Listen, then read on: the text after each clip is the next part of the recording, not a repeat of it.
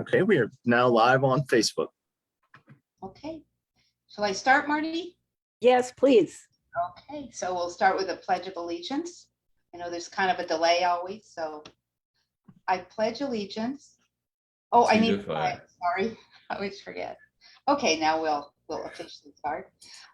I pledge allegiance to the flag Of the United States of America and to the republic for which it stands, one one nation, nation, under God, indivisible, with liberty and justice for all. Okay, thank you. Okay, I'm going to do roll call. I'm going to call all the regulars, and then I will check and do a roll call on the alternates just to see who's here. So, Beth.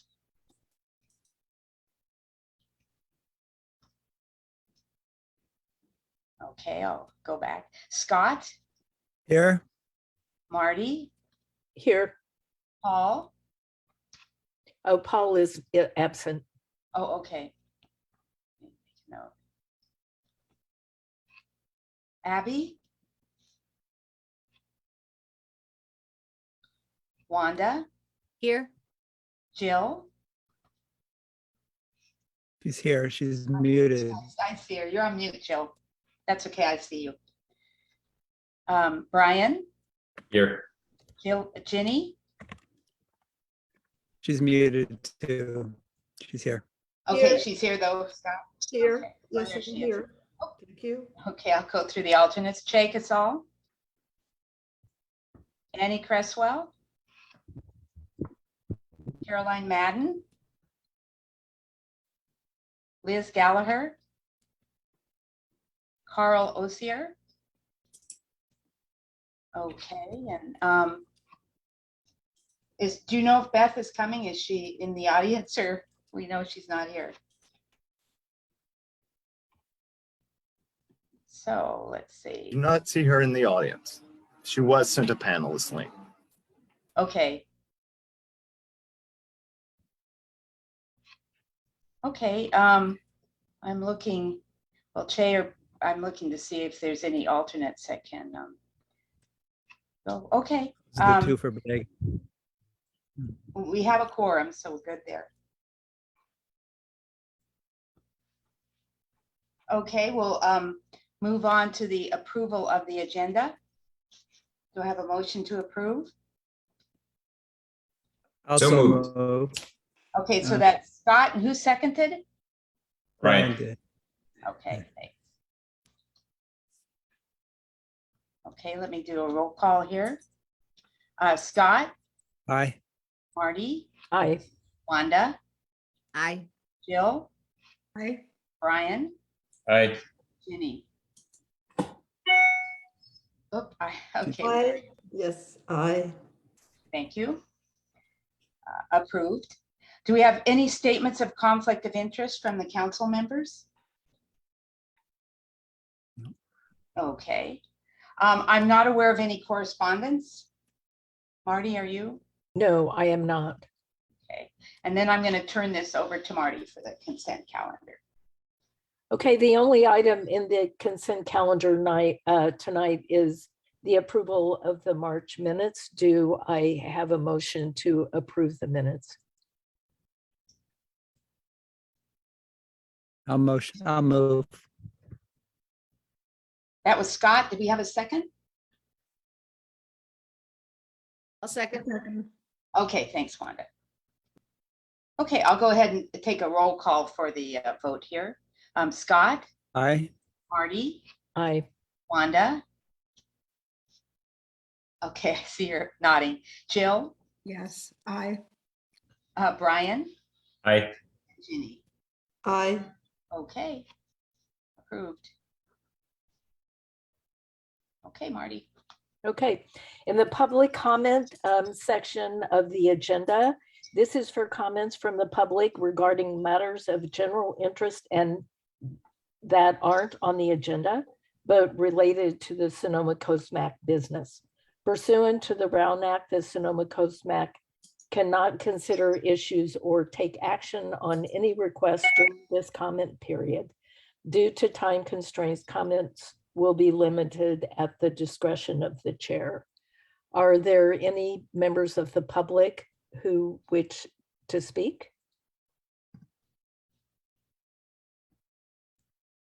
I don't see any hands raised. Is there anybody on Facebook, Jason? Marty, we just had C. Higgins just raise her hand. Oh, okay. Thank you. attention. See, go ahead, please. Thank you. Good evening, everyone. Batten down the hatches. I hope you're all anchored out here at the coast with all the wind. But I had a general comment, and it's kind of going to a process issue with the MAC, and I'm just asking to indulge me for a moment here. And I'm going to go way back here, and I'm glad Supervisor Hopkins is present to sort of back this up. But before the MAC, there was the Bodega Bay Collaborative. And we sort of formed as a group of nonprofit representatives because we felt that the coast was not getting adequate funding, attention from the county. And we were trying to figure out a way to sort of have representation here on the coast. And through that process, we looked at incorporation, other different types of ideas to get a voice for the coast. And with Supervisor Hopkins' support, we started talking about the idea of having a coastal MAC. And when we were discussing how that MAC would look, how it would act, it would be naturally that issues were brought before the MAC, but that also on larger issues, larger projects, that you'd be able to form subcommittees, and that those subcommittees would also have advisory committees made up of local citizens, local experts on whatever the topic would be, so that you are presented with a well-rounded perspective. And what we've seen instead is that when these projects come before you, we are only hearing from the proponent of the project, the developer, or from the county. And my concern is that we are not getting a well-rounded view of what the issue is, and you are not being totally informed. And I'm just asking that moving forward, that there be more independent experts invited when we have large issues presented to the MAC, going to the original intention of the MAC and the founding agreement. Thank you.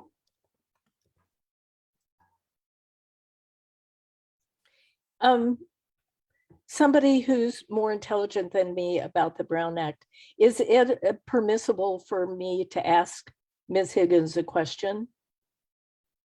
I believe Not it now. is. It's not, no. Okay. Sorry, C, I'll contact you after the meeting.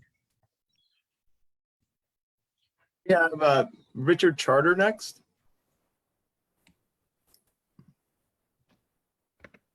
Go ahead, Richard. Thank you.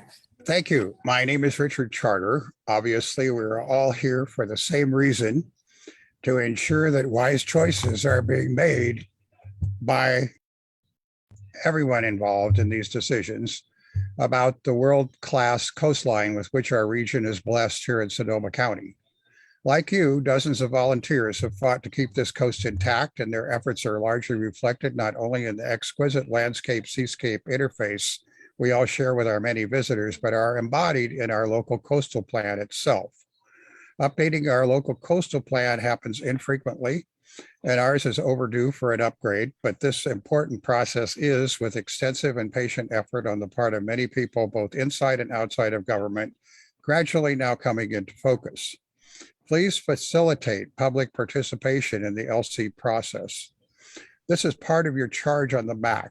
Today, we can all see current pressing examples of why the MAC would be well advised to listen carefully to local voices, the very role it was promised to provide at its inception.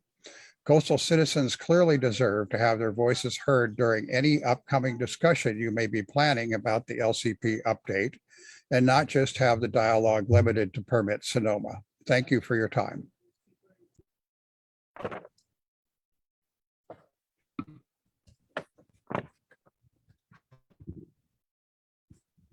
Jason, do you see anyone?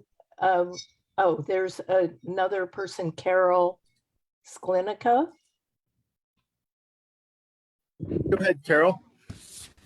Hi, yes, I would like to echo what C. Higgins and Richard Charter just said. There have been many issues that have come before these meetings, and I watch them with great interest, but I often get the feeling that it's kind of a pre-planned presentation, and because of the way we live on the coast, so spread out, it's hard to attend in-person meetings even without COVID. So I'd like to see this become a robust forum for discussion of the important issues facing us, including certainly the LCP, but some of the other development proposals that have come forward. I think we got some of that with discussions of the bicycle event recently, and I'd hope that the MAC might continue to invite that sort of discussion. Thank you.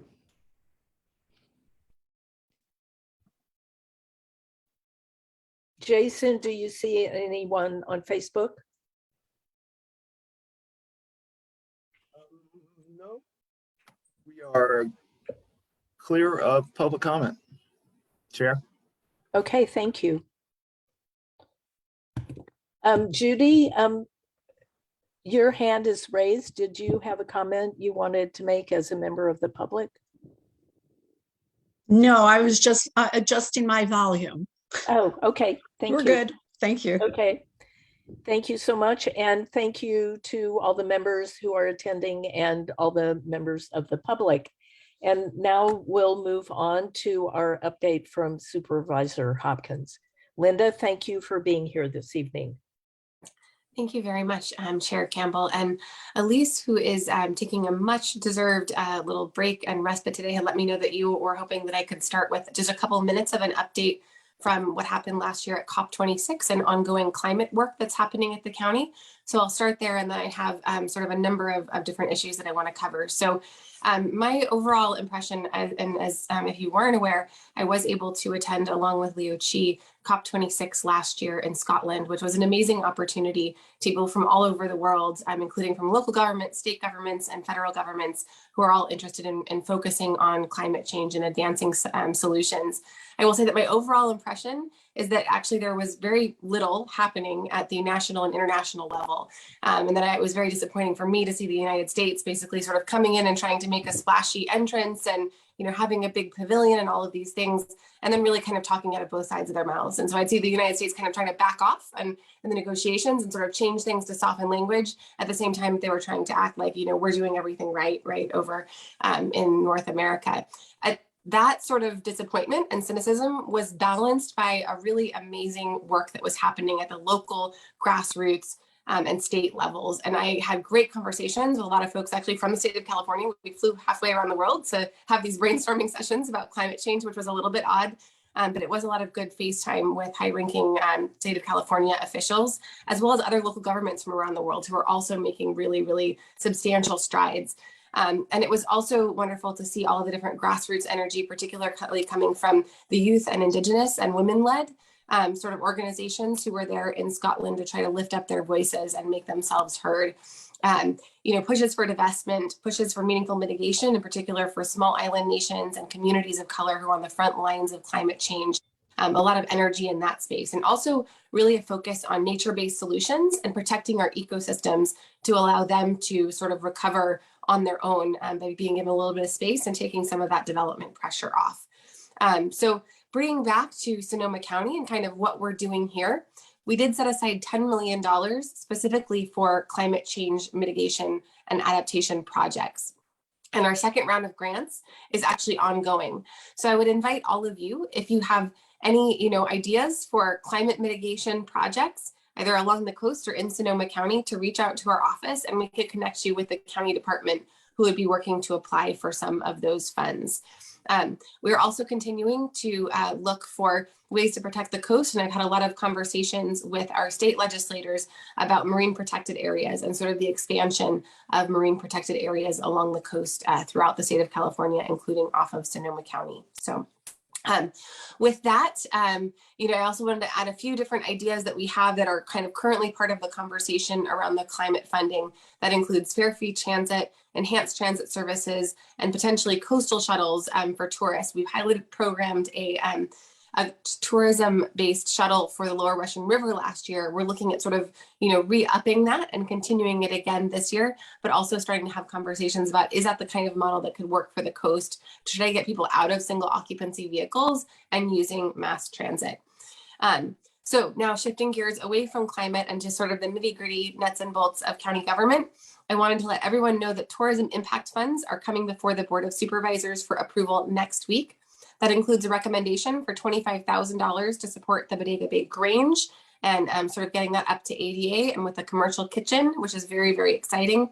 And also $30,000 for the Redwood Trails Alliance, which will focus on fire risk reduction and also public access in both coastal and Lower Russian River parks.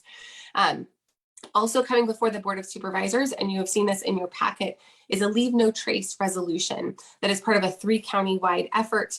That is actually going to be coming before the Board of Supervisors in June, sort of that first day of our budget hearings in mid-June. And it includes a commitment from Marin, Mendocino, and Sonoma County to work together to support better destination stewardship and trying to reduce sort of trash and impacts of visitors along our shared coastline along the North Coast. I also wanted to provide a brief update. Hopefully many of you were able to go to the Fisherman's Festival. Our office worked very hard. There were a lot of complications this past year with respect to losing what had previously been parking areas because of cultural resources from our native tribes. And so trying to make sure that we're able to protect those cultural resources while also trying to provide a solution. We were able to provide some funding to the Fisherman's Festival for a shuttle, which it sounds like went off pretty well. And in the future, we look forward to hopefully trying to actually just book out regional parks so that we can, just have parking there and then have a more simple shuttle system nearby. I also wanted to mention a couple of kind of county-wide efforts. Number one of the things that I hear most from residents, including coastal residents, comes down to permits and challenges with permits going through PRMD. I know that there's additional layer, of course, out at the coast, additional level of scrutiny, but I do want you all to know that PRMD is currently undergoing a performance management review. And so if you are someone who has personal experiences about Permit Sonoma that you would like to share, or know potentially a professional who does quite a bit of work with Permit Sonoma as a customer, as a general contractor, please forward me names and I can make sure that they are able to be interviewed as part of this process about their experiences so we can hopefully make that a better system for folks going forward. So last thing is the next round of pavement preservation funds, which is our 2-year roads funding, is going to be coming up next year.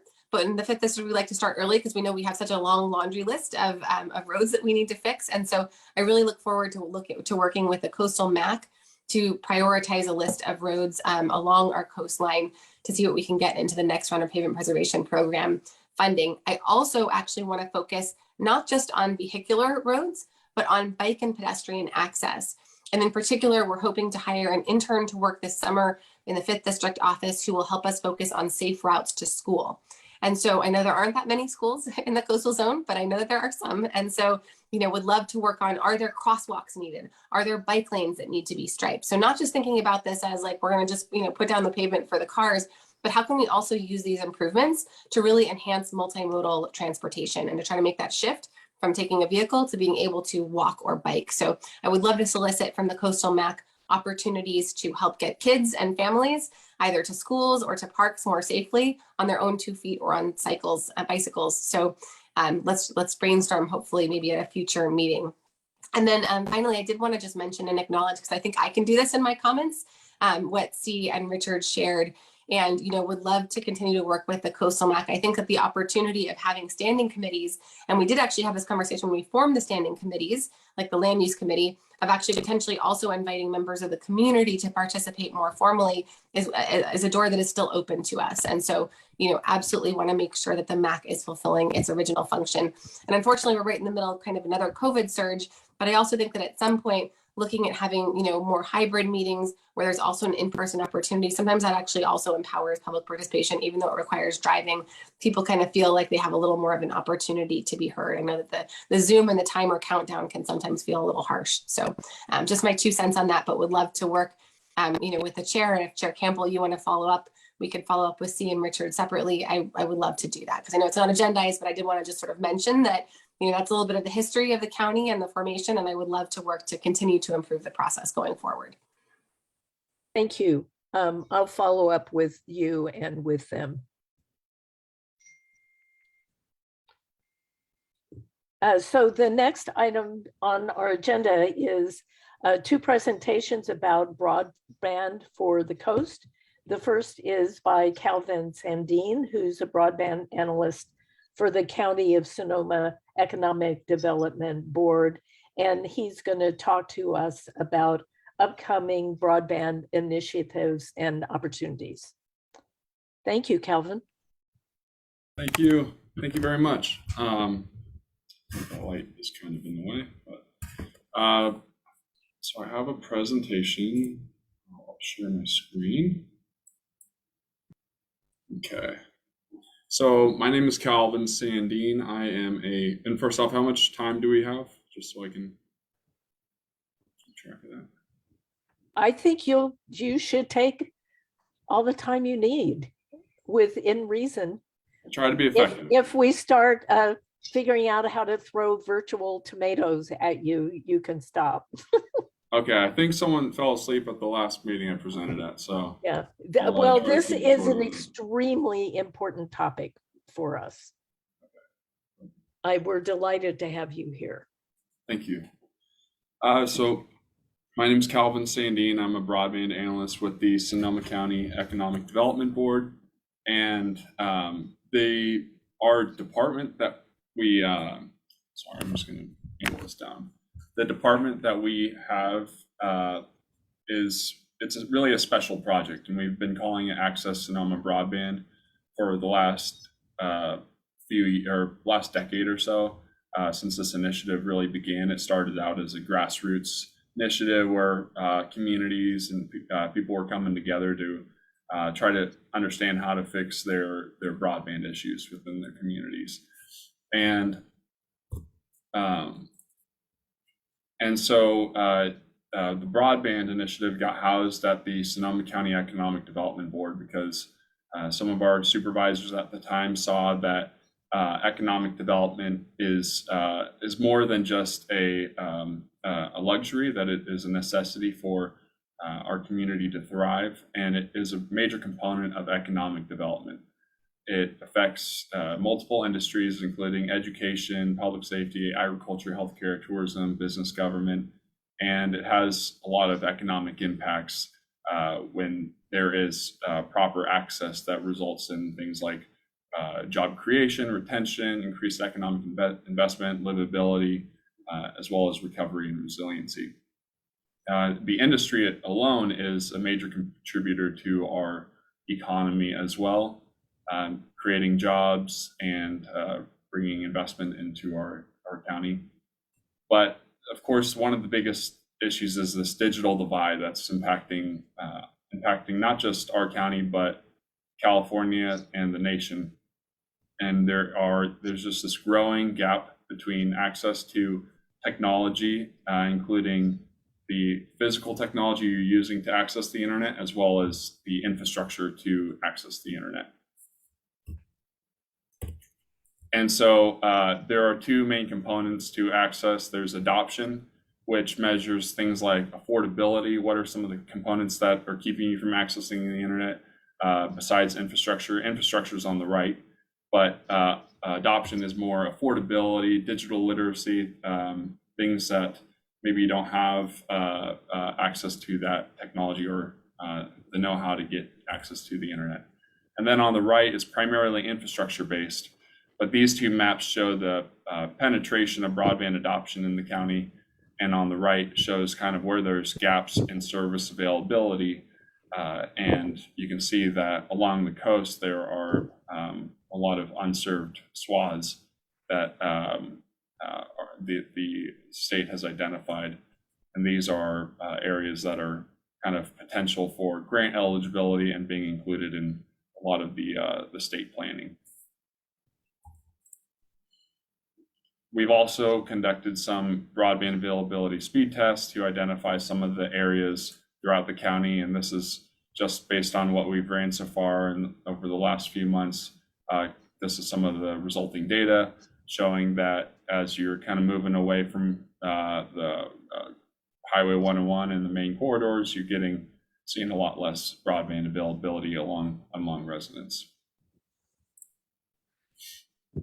And so at the EDB, at the Economic Development Board, we've been working on some special projects geared towards planning. The first one was a broadband strategic plan. And really the purpose of this plan was to understand exactly what's going on in the county, where the gaps are. We engaged a bunch of communities within each supervisorial district, talked to industries, we talked to county departments, and we talked to residents and businesses. And we consolidated all of the information from the outreach and working with our consultant to identify kind of what are the key issues that we're experiencing. And they included a list of recommendations for our county to consider. Those recommendations are capture kind of a wide variety of some lower hanging fruit, lower risk recommendations that we could implement to kind of more difficult, more risk recommendations. And so some of the lower risk was looking at hiring county staff, looking at creating a database of publicly owned assets, formalizing broadband friendly policies, things like that to help increase the effectiveness of deployment. But then there are some other more riskier recommendations that were presented, including looking at publicly owned infrastructure and exploring other financing options and developing broadband infrastructure programs, leveraging municipally owned assets. So we dove into researching more of those recommendations of public infrastructure. And our next kind of subsequent phase to that was to create an action plan that was focusing on what could we, if we were to look at public infrastructure, what could we do? And we worked with a consultant, Magellan Advisors, who helped us with the strategic plan. But that action plan was really looking at, okay, if a public entity was to deploy, own, and manage infrastructure, how could we do that? What would be some of the key next steps in order to do that? And we created an action plan, which is also available on our website, on the Sonoma County EDB website. But it was focused on organization, looking at what if we were to make a public entity, we'd have to focus on creating a new governance structure or using an existing, and we would have to organize that governance structure, and it would have to be able to deploy infrastructure and be a vehicle to leverage various forms of funding mechanisms. And so that pushed us to continue our planning work with creating a governance analysis. We were on the last slide. We brought our action plan to the Sonoma County Board of Supervisors in December 2021, and we were allocated $3.315 million to support project planning, implementation, and startup initiatives. And we've been using those funds to work with legal counsel on identifying various governance structures throughout our county, including existing ones and new ones that we could potentially create, as well as looking at other models such as private sector models where there is options for private ownership as well. So we're really trying to bring this governance analysis to our Board of Supervisors with a list of options that they can review and consider and make a choice to provide us more direction on which entity is a viable fit for our region and community. And so we'll also be looking at just various forms of strategy and financials for each of those to make sure that it's a good fit. And following after this, we'll be looking at, based on the direction that we get from the board, on an entity will be creating a business plan and a business and financial plan for this organization that we can bring to acquire funding for infrastructure. Aligned with it is the funding that has been coming out and developing at the state level. The state of California invested $6 billion for broadband infrastructure for middle mile and last mile. And there were some other funds that went towards some other accounts that are helping with technical assistance, and as well as a loan loss reserve fund. And this came from this funding came from the federal government through the American Rescue Plan Act. And so middle mile really is, it's, if you think about it in the sense of the state's current plans, they're really focused on state highways. And so state highways are the middle mile is connecting regions across states to states and cities to cities and other jurisdictions throughout the state. It's that pretty much that main artery that gets you from a primary location to that last mile community or to all the homes. And so the state is developing their own open access middle mile network. Currently, there are existing middle mile networks that are owned by primarily the private sector, but there are gaps in that infrastructure, which the state intends to deploy new infrastructure and fill those gaps. But this infrastructure would be open access to public and private entities to lease at affordable rates. And it's being designed under extreme review by the state and through open proceedings, through legislative proceedings, which community members and the county currently participate in. And that is currently on track to begin development next year. And they have identified some routes and where their priorities are. They're currently developing and a little dynamic, but they've identified these routes as routes for the open access middle mile network. And as you can see, they're along they're along the highways. They have identified an initial project that should be starting first, but that's starting up in Mendocino County and going towards Lake, but eventually it should connect to Sonoma County. And they have an obligation to spend their funds by 2026. So they plan to deploy this middle mile network until funds run out. And here's a bigger look at we're in region 2 of the state's middle mile network, but this shows kind of a high level overview of where their network is going, as well as kind of just different statistics on unserved residents, and tribal nations. So then moving on from the middle mile, there's the last mile allocation, which is, there was $2 billion divvied up among the state. And they, based on the legislation, they had to break it up between rural and urban counties. Sonoma County was classified as an urban county by the state and has 8,677 unserved households. It was allocated $19 million, roughly $19 million.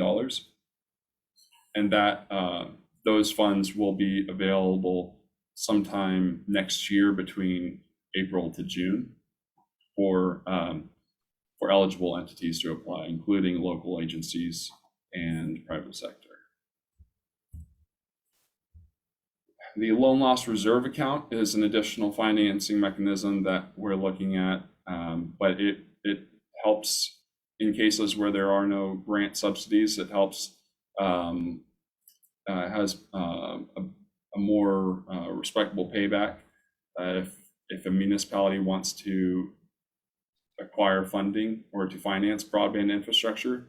But that's something that we're also looking at, as well as a tool that should be opening up around the same time frame as the infrastructure account.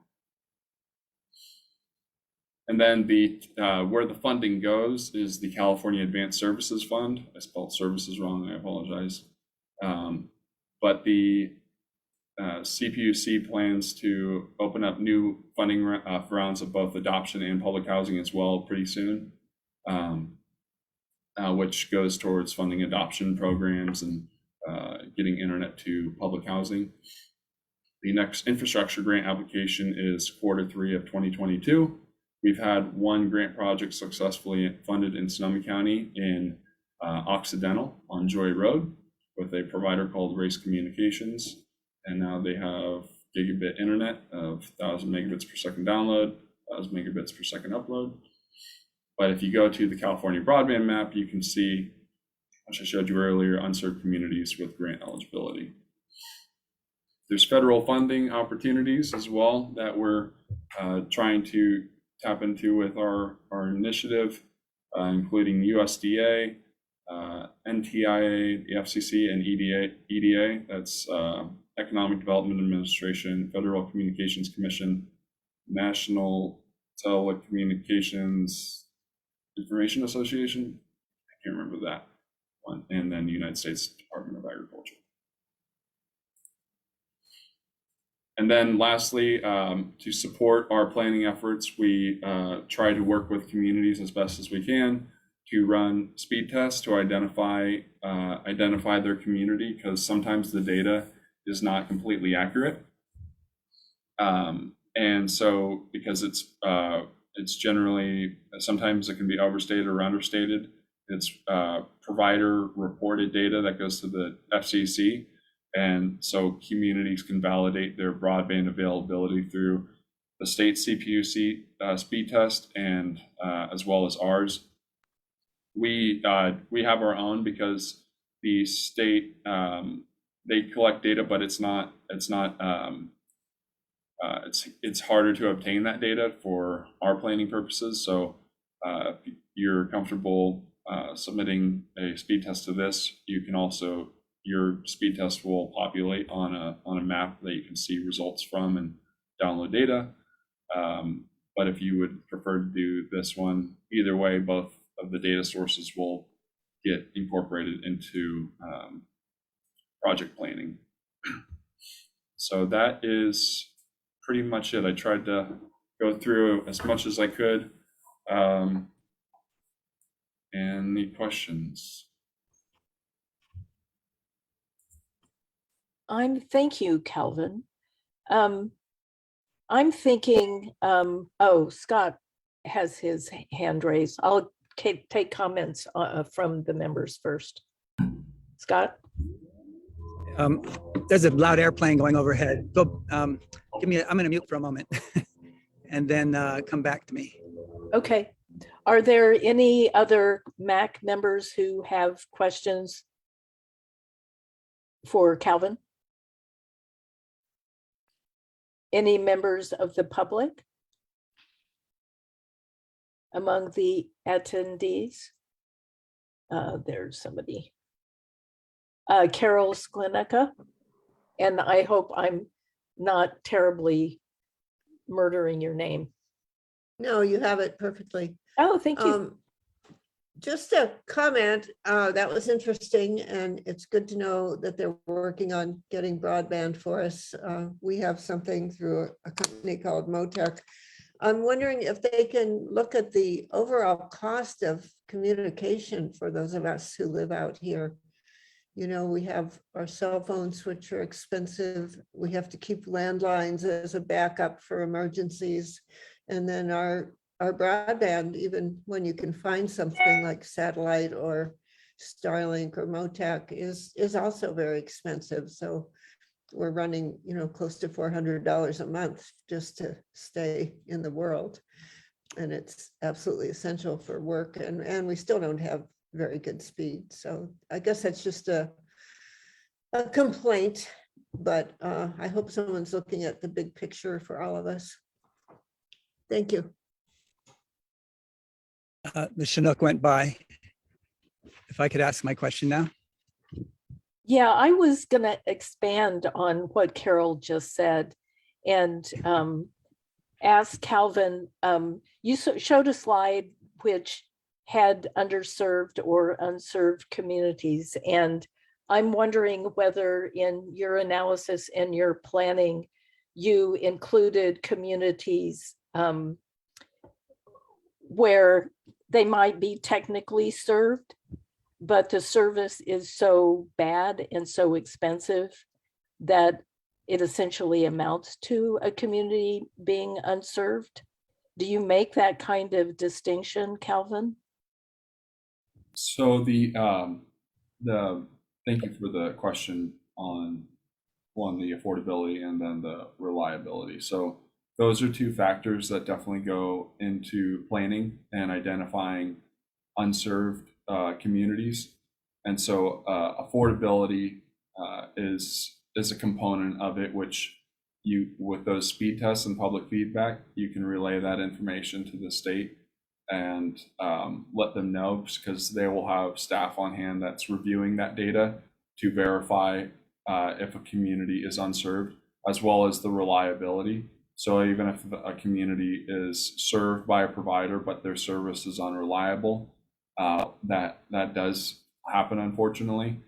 And so, but the state will validate that, and based on residential feedback.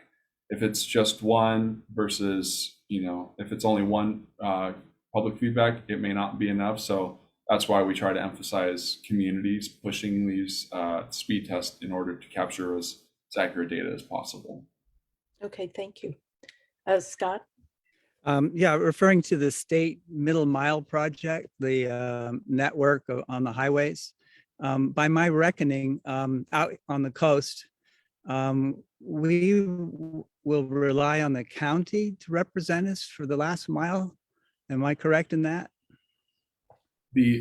So for the state middle mile network, it's inclusive to anyone to access it. So if private sector is interested in connecting to it, they may and complete the last mile to communities.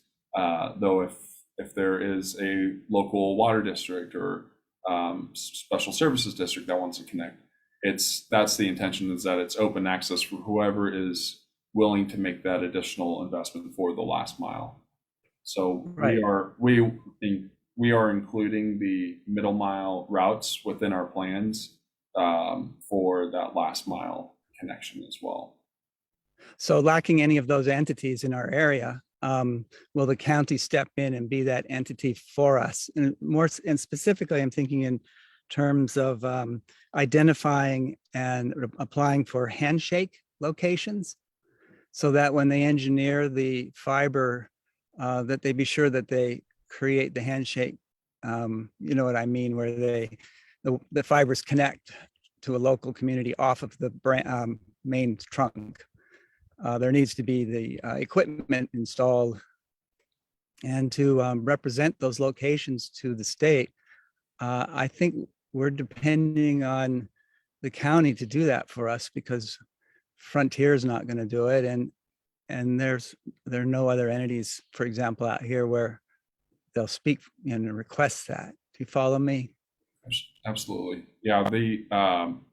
So the entity leading the charge on the middle mile, it's called Golden State Net, right. And it's included with there's oversight by California Department of Technology and CPUC, but we have been working with them to understand more of the technical features of the middle mile, and what they're telling us so far is that every 2,500 feet there will be a point of presence where another provider can come in and interconnect to their infrastructure, and they will include and wherever that's feasible, but where they have also included potential designs on what that architecture will look like, where the specific handholds will be in the right of way. Yeah, when they put the fiber in before in this area, we had that discussion with the company, who was it? Verizon, I think. Yeah. It. And the engineer says, sure, we'll put one there, and they didn't. And then we couldn't, and then they wouldn't. And so I'm just hoping that the county can speak up for us, and maybe the MAC could identify, keep locations that we could share with you. That's it. I take too much time. Thank you, Cal. You do great work. Thank you, Jenny? Carol. Yes, my comment is a follow-up to Scott's, and that is there somebody reviewing the architectures that have been proposed to be able to connect for the last mile? In other words, they're putting fiber in, they're going to have points of presence, but what is the architecture and how many locations can be served from that? That's also important to know. And who would be reviewing those architectures? So those architectures are, was a process through a CPUC legislative proceeding where parties to that proceeding provided comment on the technical features of that architecture, and the state went through a round of asking consortia, regional broadband consortia, local agencies, private sector on kind of the technical features that we're talking about, and everybody provided input. But ideally, the infrastructure, they want it to be future-proof and coordinate with kind of modern technology, and so the determination of that architecture was made with input, with a significant amount of public input, and including public and private sectors. So as that infrastructure, there are reports online that connect to the infrastructure and with more detail, and so we can always share that information with your group so that you can kind of get a sense of what that looks like. But yeah, that's kind of the information I have for you. I can share more information, but it's has received a lot of input from industry experts. Okay, I'm gonna call on myself next and then Jill. And I have two questions, Calvin. One is a follow-up to what Jenny just asked you. From your answer, it appears that the opportunity to provide input is already over. Is that the case? And since some of our communities may not have provided input last year or the year before when it was asked for, is it too late now? It's not too late. It's still a dynamic plan that, but the initial proposal of what they're looking for is out. So they're, based on the meeting that we had with them, is that their plans are still dynamic. There's still opportunities to coordinate location of certain infrastructure, but as far as the, I think there might be a disconnect between the physical architecture of the technology that's maybe put in the ground versus the design of where the infrastructure is located, like access points and things like that. So that design of equipment is still flexible and dynamic, that our communities can, as they're developing their plans and they say, we want to push this project for Highway 1, there will be a lot more coordination with our community and region to make sure that they design it appropriately, because I think ultimately they want to make a successful infrastructure and make sure that it has a viable business case behind it prior to deploying, because if they don't build it right, then they don't want to fail, essentially.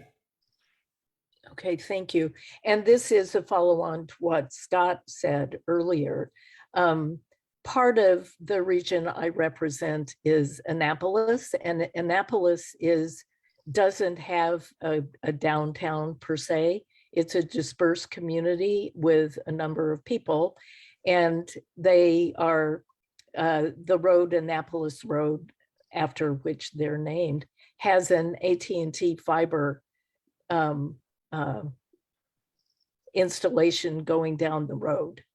But they have lousy connectivity in Annapolis, and they aren't a town. They don't there's no there. And to go back to what Scott was asking about whether or not there's any part of the county superstructure that can offer assistance to the people who live in that area in building out a service that connects to the fiber that they can see from their house. I mean, they can see where the hole in the ground is. Is there any part of the county infrastructure that they can turn to for assistance? It's definitely part of our analysis that we're going to go through, and we're trying to make sure that we have as much community input during the design process, because we can't make the decision on priority projects, that it has to go through a deliberation process on working with communities and trying to understand how to prioritize communities. So some of our next steps are to go through working with the Board of Supervisors on which governance structure is optimal, followed by kind of that next step of creating a business plan and pilot projects. I think overall the end goal is to serve everyone and every household. Though how that infrastructure is rolled out or how communities are prioritized, I think that's up to the board of supervisors to determine that how that process rolls out. And so I'm happy. I will be working with your group and other local organizations and communities on trying to identify what those priorities might be, and how to make sure that this process is as effective as possible. So that, yeah. Okay, thank you. Jill? Yeah, thank you. I'm very new to this issue, and I've listened, and I want you to see if I understand correctly what I think you've said. What I think I understand is that in the first phase of the project, or of actually putting the infrastructure in the ground, is to bring fiber optic cable down these major highways, Highway 1 being the one that affects us the most. And then I'm assuming the idea is that with that investment having been made, it will attract private companies like Verizon or T-Mobile to then, or well, maybe not those, anyhow. It will then attract private investment to bring from that fiber optic cable, bring it actually to the households, and that there will be at some point some limited funds to help make that connection. But it sounds like that is the plan, that basically running the fiber optic cable is just the beginning, and then it's up to private industry to be attracted to profitability of taking it the rest of the way from the highway to the communities. I represent, well, two communities, the Jenner town, which is very much in need of really good, dependable broadband. They are served by satellite and by point-to-point MOTEC, but neither of them are reliable. Both of them are expensive, but it sounds to me that they're going to have to find a provider willing to bring cable, hook into the highway, the cable in the highway, to bring it up to the individual houses. Is that correct? And then I also represent Muniz Ranches, which is a 5-mile road with houses distributed not very close to each other along that 5-mile stretch that ends at Highway 1. And I'm trying to imagine any provider that would make that kind of investment in 5 miles of fiber optics to serve, very few households along that 5 miles. So that's my understanding. It doesn't seem particularly viable anytime in the near future for our communities to really have high-speed, affordable broadband that's reliable in their homes, unless a private, another provider comes in and makes that happen. Am I right about that? So the part of our, so the work that we're doing right now for this governance structure analysis is we're trying to look at various models for where local government or communities can get involved in making deployment viable and feasible for companies financially. And so, but part of those options that we're bringing to the board, they could include it could be privately owned infrastructure where we're helping to subsidize the private sector on that last mile deployment, or it could be publicly owned infrastructure supporting that last mile deployment. The state will own the middle mile, but on that last mile, that's what we're still trying to analyze and determine and receive more direction from the board. Now that's the infrastructure component, and on that component, whether if it's owned by a private company or public, they can their business model with that infrastructure can vary. So, for example, like the state, they're supporting an open access model infrastructure. Currently, our current structure that we have is a single provider access model where you'll have one line coming into your house usually, and it's one provider operating service on that infrastructure. But with an open access, you could have one line coming into your home, and it's multiple providers operating services on that infrastructure. So what we're really trying, and the cost to for an open access model, that why the state is supporting it, is the cost to jump on that is the cost is mostly in the deployment of the infrastructure, but the cost to jump on the operation of services on an existing infrastructure is not significant and will attract private companies more successfully. So that's that with the availability of subsidies and additional financing mechanisms, I think that's where we're seeing the involvement that local government and the county could potentially play a role, is having access to more funding resources and additional resources such as existing infrastructure or assets that could help reduce the cost of that last mile deployment to make it more viable for public and private sector service companies to jump on that last mile to the homes. And so that's kind of where we're currently. That last mile is for the private sector. They have to rely on private subsidies, and in some cases, even with private subsidies, that may not be enough for them to build it. But because there is also kind of this profit incentive for that infrastructure. But if we're looking at another method of public, that profit incentive it's not, well, it's a not-for-profit, but you still have to make financial case out of it. But that financial case is not as restrictive. Is it possible to create a model such like as they do with sewers, to create a broadband utility district, to fund it over, to borrow and have a long-term payback that would show up on your property taxes as a reasonable amount per year to pay for that infrastructure over time? Is that a conceivable model? That is a viable model that could be used, just like solutions that we've used to fund other infrastructure projects, water, roads, sewer, or electricity.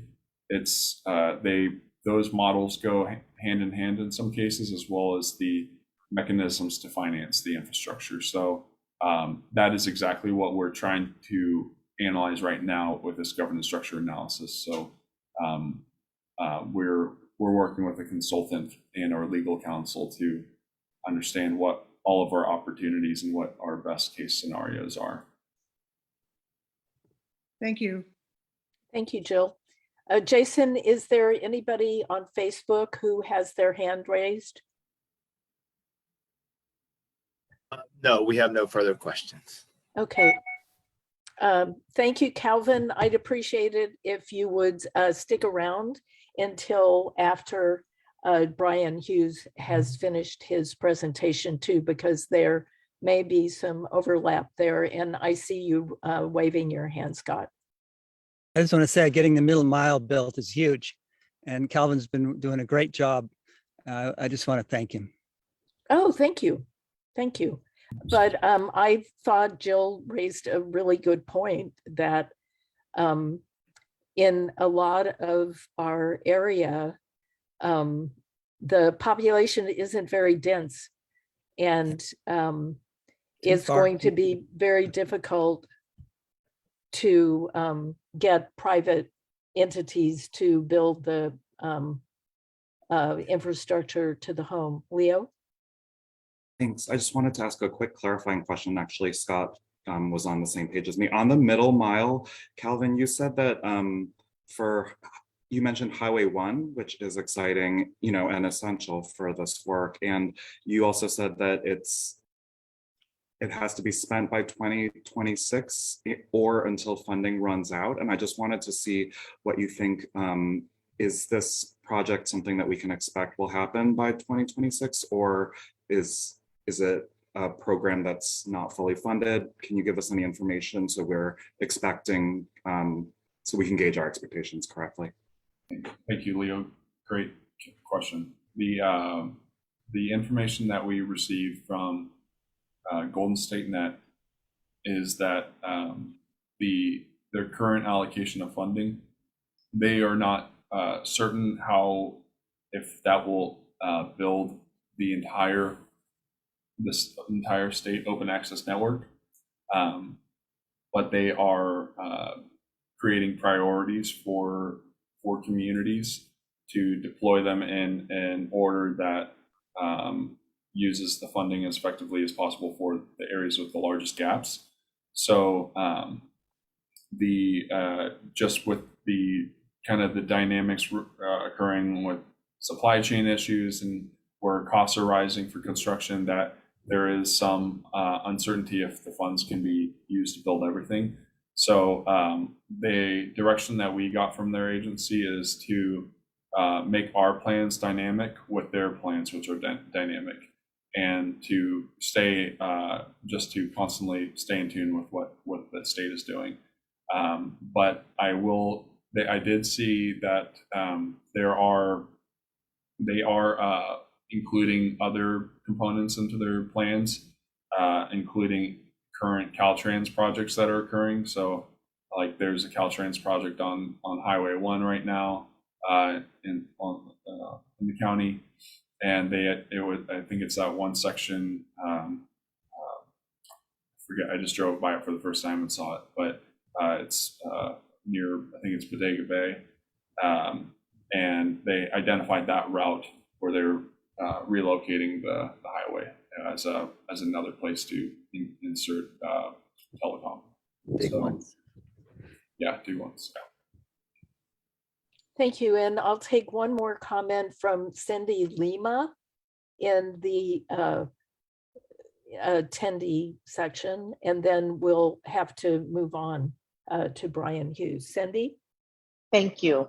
This has been really informative. I appreciate it. I am a resident of Jenner and have a pretty nightmarish experience both with HughesNet and now with Motec, both being unreliable or too slow to really conduct business on. And I do facilitate support groups and volunteer crisis counseling via Zoom and text, and that is very problematic.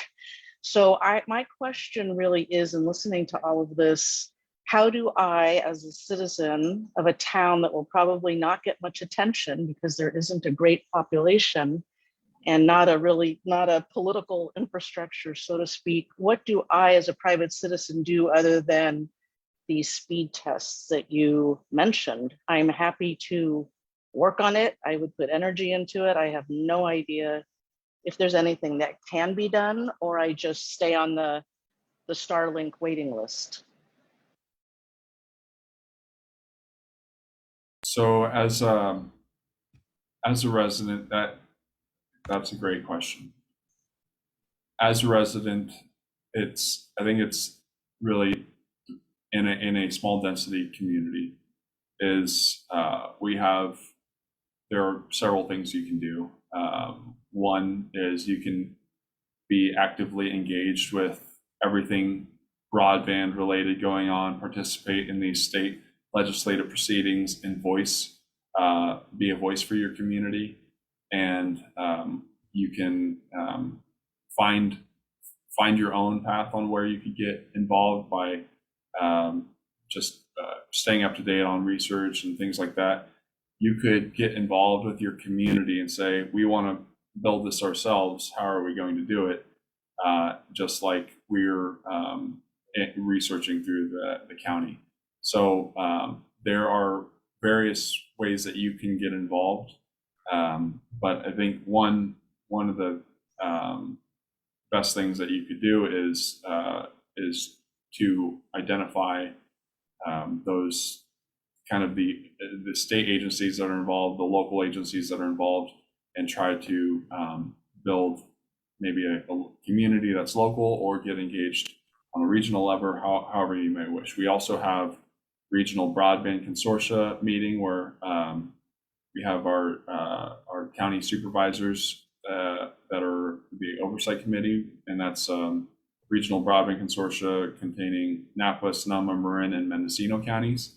And we have those quarterly, so that's an avenue that you could attend and be engaged with those meetings. And so that's kind of my pitch, is to find as many ways, build kind of more collaboration with your community on trying to solve the issue as best as possible, however that may be. Okay, thank you. Thank you, Calvin. And we'll go on now to Bryan Hughes. Bryan, we're very interested to hear about your projects. Awesome. Well, thank you for inviting me, and thank you for giving me the opportunity to kind of present. So I'm with the Russian River Alliance. I actually live in Monterey. So in January, I was able to apply for some TIF funds through Supervisor Hopkins' office, and was awarded a $30,000 grant. So I'm going to go ahead and share my screen. And with that, we are in the process of deploying a free public Wi-Fi. So let me present. Sorry, there's too many things on my screen. Where's presenter mode? Slideshow. There we go. So so I'm with Russian River Alliance. So we applied for some TIF funding, and so we were awarded a $30,000 grant, and this was primarily to bring a free public Wi-Fi to all of downtown Guerneville. So our goals for this project was actually disaster preparedness was the first goal. The second goal was equitable access to the internet and the digital divide. And obviously the third one is economic development, because, you know, much like everyone suffers, it's like we are a tourist town. And when people come to our town, you know, they're rudely awakened to the fact that they have zero ability to communicate with anyone. So when we were awarded the grant for $30,000, we had a $5,000 private donation. I was kind of wondering if we could actually do this. It's not a lot of money when you consider, there are cities like San Francisco that have tried and failed to do free public Wi-Fi. So I did some research, and I actually found out that the state of Vermont has been doing this for over a decade. So I reached out to the Vermont Rural Council of Development and spoke to a very nice lady, and she actually took my call. And she told me to give this other guy, Rob Fish, who is the deputy director for the state of Vermont for their infrastructure. And he also returned my call. So suffice to say, I was able to work through the state of Vermont and came up with a model for us to deploy the free public Wi-Fi. So what this will be is the network will be actually 10 access points throughout town. And so we are working with the local business owners. So, for example, you can see on the map that we will actually be extending the coverage to Five Creek Commons, which is our kind of low income area. And we'll be actually extending it all out to Johnson's Beach, and also extending coverage through the new West County Health Services Community Center. So we basically got approval from each of the building owners and site owners. And what we do is we install the antenna. It's an access point, and it uses about 30 watts of power. So it's like leaving a light bulb on. The blue pins that you see are actually backhauls. So this is where we actually have a Comcast modem. And so we actually looked at Comcast, we looked at Sonic, a variety of providers. Now, fortunately, Guerneville does have a very good fiber layout, right, rollout. So we do have that going for us in deploying this network. So we have redundancy. So the way the network works is it's what's called a mesh network. So you can see that each one of these devices will actually be talking to each other. And so they talk to each other, they create a range of service. And so as long as you are in anywhere that you see in the service area, you will have access to high-speed public Wi-Fi. The good thing about this is it's cloud managed. So we can actually have a single pane of glass that we can support it. It's also self-configuring and self-healing. So it does not require a lot of support. When I spoke with the Rob Fish back in Vermont, they have sites, they have over 250 installations throughout the state of Vermont. They have sites that have just been operating, right? It doesn't require, it requires very little of IT support. So the key with this in terms of disaster preparedness is that 2 of these nodes will become Starlink backhauls. This will also allow us to have a solar panel and battery backup. So what this means is that, like when I spoke with Johannes during the wall bridge, you know, Comcast was down, Verizon was down, and power was out, and they were having basically no ability to have communication with their command and control. So with our network in place, the fact that 2 of the uplinks will be Starlink backhauls with solar, our mesh network will actually operate. So what'll happen is in the event of power outage, those nodes that have either a small generator or have solar power, they'll operate. In the event of Comcast outage, they'll all reroute through Starlink. So it's a very resilient network, and it'll operate when there's no power, there's no Comcast, and there's no Verizon. So this is very key for our first responders and for, you know, command and control, especially during times of fire and power shutoff events. So we are in the process of actually deploying this network. So we expect this to be operational probably by the end of June. And to kind of give you an example of how efficient and effective this is I believe we were awarded the grant in March, maybe April, and we will be live by June. So this is how fast and how effective we are in being able to roll this out. This is modeled exactly on how Vermont has been doing it throughout their state for the last 10 years. So after doing this, I was talking with Elise, and also like what's also important is each of the backhauls themselves, it's going to cost us about $8,000 a year to operate the network. So the big question was, Guerneville tried this in 2013. It failed because they were relying on advertising dollars to basically pay for the network. So we've designed this to be a purely community-based network. So we're not relying on advertising dollars. And we are actually currently funded for 3 to 4 years of operational costs on this. So when I was talking to Elise about this, she suggested that we apply to ARPA. So we did apply to ARPA, and we applied to basically prove that Guerneville, which is a pilot, could actually scale. And so we then put together the grant. We put together site surveys, and the grant, if we are approved with it, we'll know on May 24th that it'll cover Cazadero, Bodega Bay, Bodega, Forestville. And originally we were looking for Jenner, but Jenner might be a little bit too hard, and it may end up being Monterey. So the total coverage for the population is 10,000 residents. The grant application is $390,000 or $360,000, and it comes out to about $8,000 per person. So Cazadero, this is what the deployment will look like. So we've already done the site survey. We've already identified the locations. What's really exciting about this is once we add the Starlink and the resiliency to the backhaul, when we look at the GMSR project, we'll actually be able to have a relay, the ability to relay communications and eventually get to the outside world. Bodega Bay. So this is what we're looking at, would be the deployment. And this is all assuming that the ARPA grant actually comes through.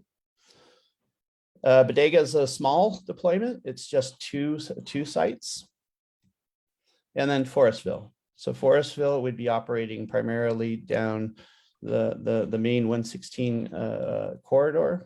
And we actually did pick El Molino High School because we're not quite sure what the fate of that location might be. But the good thing is that we can always move that spot and just redeploy it somewhere else in town. So the key thing about this is what I wanted to kind of really drive home is that we've demonstrated that we can actually deploy free public Wi-Fi in rural unincorporated areas for about $13 per person. So Guerneville is $13 per person. When we expand and start to include the other towns, if we get the ARPA grant, it'll be down to about $7 per person. And that's kind of that's really significant when you think about cost, accessibility, and availability. Now, understand this is an outside free public Wi-Fi, so it doesn't get you to the people's homes, but this project opens the door to actually getting the last mile, and it's very exciting because once we can bring broadband to a rural community, a free public Wi-Fi, I think there'll be a kind of a snowballing effect. So that's pretty much kind of covers our project. It's like I said, we're very effective. We're rolling this out pretty quickly.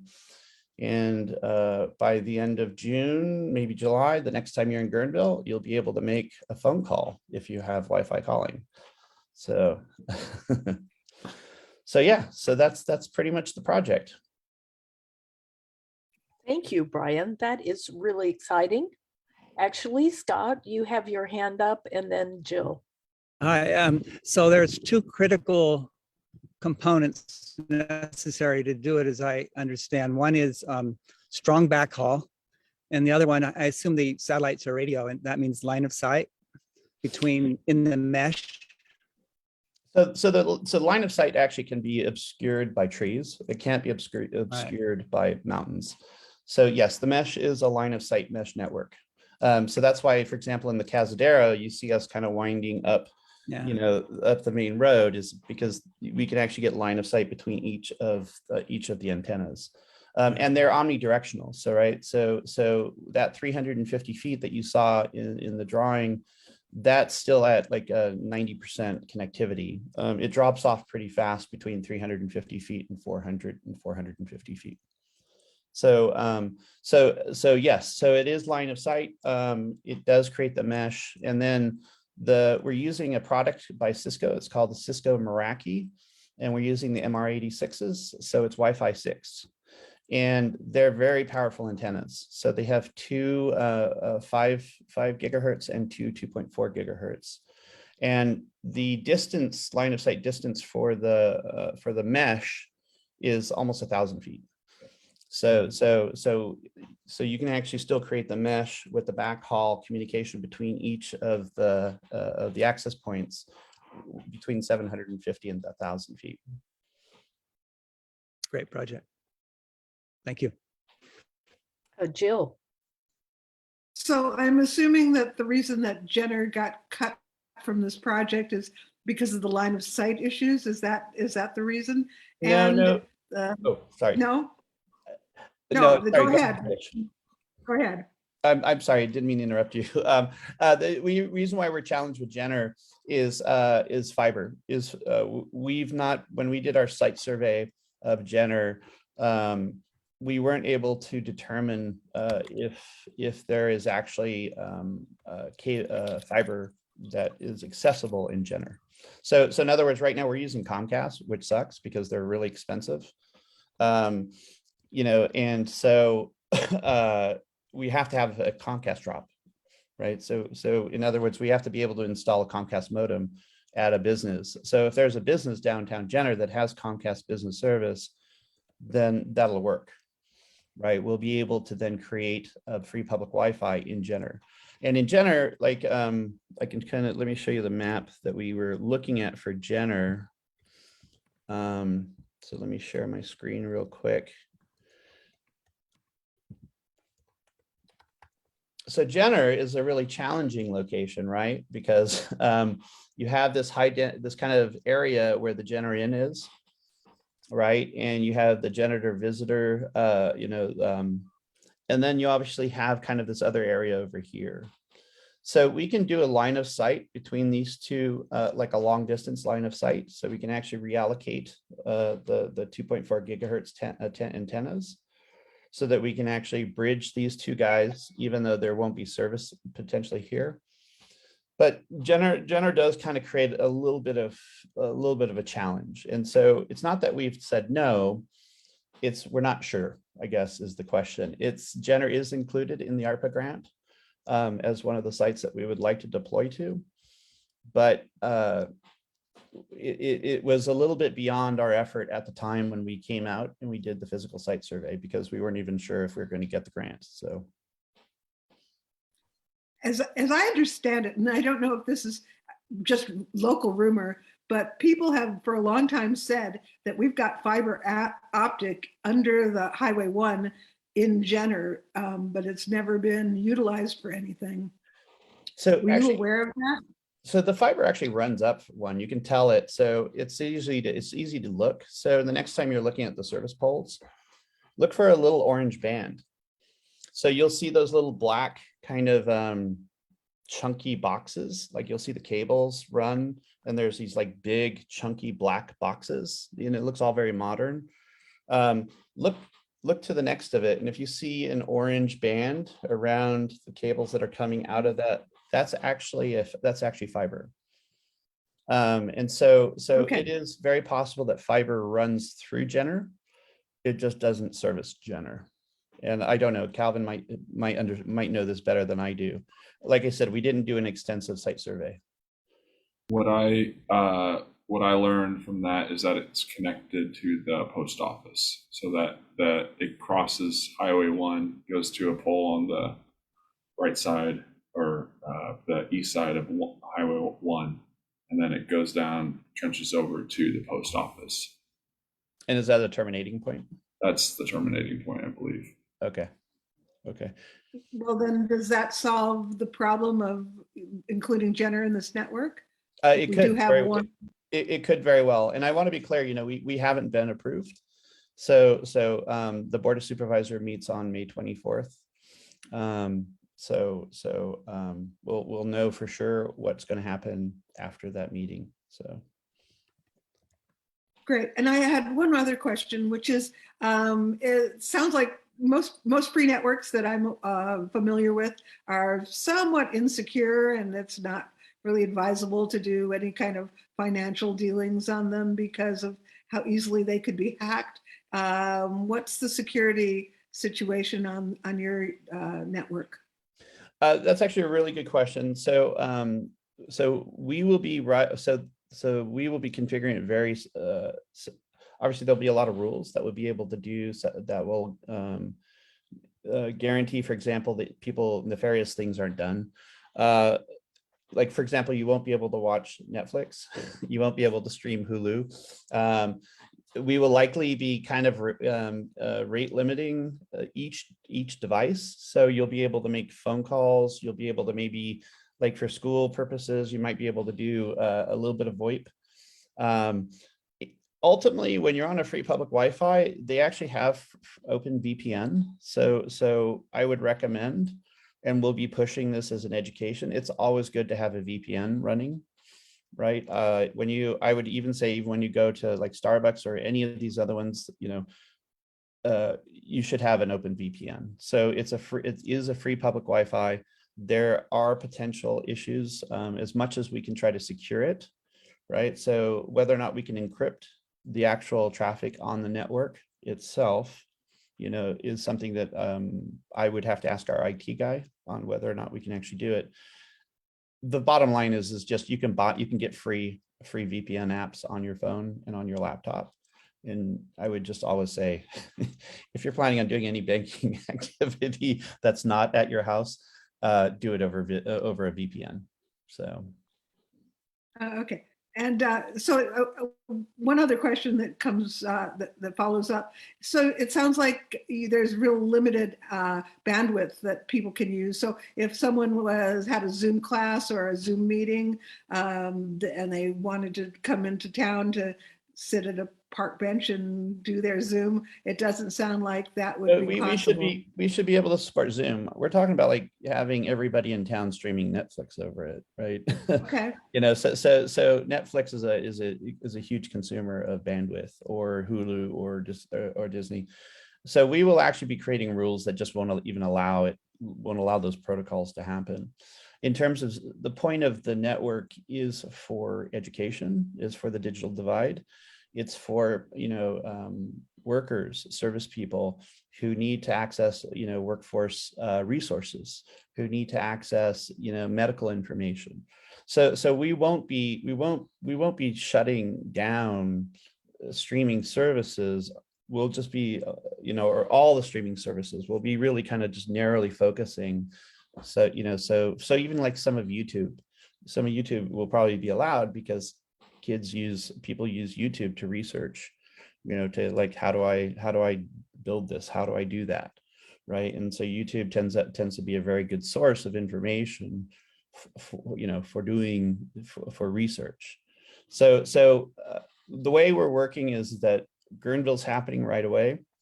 Guerneville's our pilot, and we'll be using Guerneville to learn how best we'll be configuring these.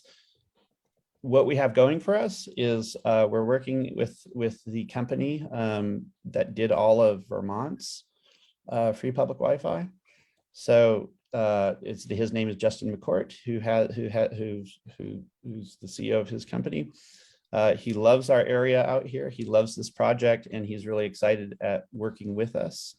And like I said, they've got over a decade of experience in dealing with this. So I'm quite comfortable that we're going to be rocking it on day one. Yay, thank you very much.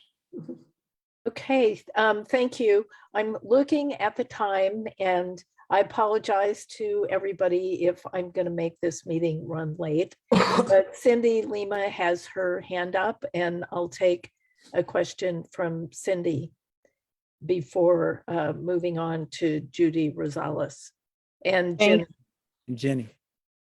Thank you. And Bryan, that is so exciting. Good for you. Terrific. Hey. Would you like to move to Jenner? Well, you're just down the road from me. I'm in Monterey, so. Yeah, I know. Well, we got to figure out how to get Jenner in on this party. Really, seriously. If we have the line there, and you were saying something about line of sight. Well, MoTech is line of sight, and it services up the hill by shooting up to the barn and then across to the other side by Goat Rock and then back across Penny Island. So I know it can be done. Do you need help? No. I mean, it's the first step is getting approved for our grant, and then the second step is now that when we did the site survey, it wasn't extensive because of time constraints. We were driving all up and down the coast looking for sites that were going to be that would demonstrate scalability, right? So I think if we are able to do Jenner, which based on what Calvin is telling me, I think there's a good chance that we will. I mean, it's in the budget. If we get the grant, Jenner is already in the budget. If fiber is there, as Calvin says, then I would see that we would have no problem moving forward with Jenner. Now, extending having more than two access points, that may be another point of discussion, and we could always look for funding. What my goal is on this is that ARPA will demonstrate, if we get the ARPA and we show that we can scale to these 4 or 5 sites, I want to work with Calvin. I want to go back and work with Supervisor Hopkins' office and even the rest of Sonoma and start to demonstrate, like, look, we have a model that we can easily deploy, free public Wi-Fi for a really low cost. I mean, $13 per person, $7 per person. These are really significant. It's a cup of coffee these days, and you can have this person have free public Wi-Fi for a year, right? Or access to it. So once my hope is that with the success of Guerneville and the success, if we get the ARPA grant of these other sites, we will be able to really start to go gangbuster and start to provide like better coverage, faster coverage, and start to deploy to a lot more. I forget who is from Annapolis on here. Annapolis was actually on our list for a site survey. The problem with Annapolis was that we discovered in this go around, why we didn't include it in this ARPA approach, was because there is no downtown, right? It makes it really challenging to have a free public Wi-Fi when there's really no central area, because part of the goal with the disaster preparedness is you need a place where the town can come to congregate to use it so they can communicate.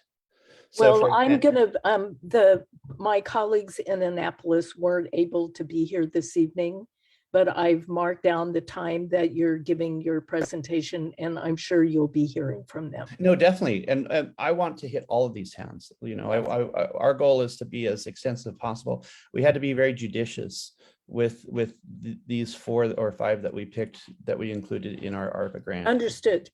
Yeah. So. Okay, Jenny, you're muted. Hi. Yes, thank you very much for this very informative presentation. Very exciting. I'm very excited about the whole idea.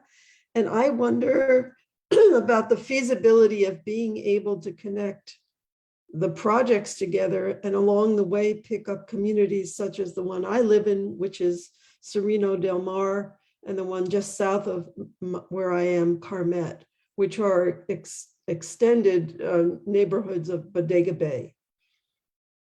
Yeah, again, Jenny, I would say my hope is that when we demonstrate success, if we do get this ARPA grant, that we would be working closely with the county, and I have to give all the credit to Supervisor Hopkins.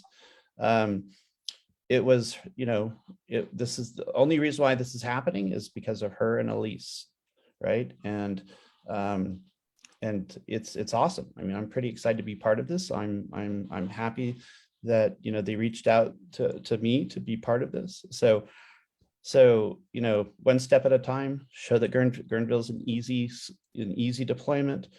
Bodega Bay shows scalability, and then from there we can start to look at other communities. Okay, Jason, is there anyone on Facebook who has a question? No further questions. Okay, thank you so much, Bryan and Calvin. This was really fabulous. This is a key issue in our areas, you've been able to tell. So now we're going to turn to vegetation and its management's role in our emergency planning services. So Judy Rosales is here from the Coast Collaborative. Thank you, Judy. Thank you. Bryan, thank you. That was very interesting and also very exciting to hear about all that you're doing for our communities out here. I just need to switch my brain from broadband and Wi-Fi to fire. These are all good presentations. I am going to split my screen here now. Let's see. What we got here. Let's see if I can get my PowerPoint up there. Well, while I'm trying to figure this out, I can see my, okay, well, I think that does it. Is there a way to make it full screen?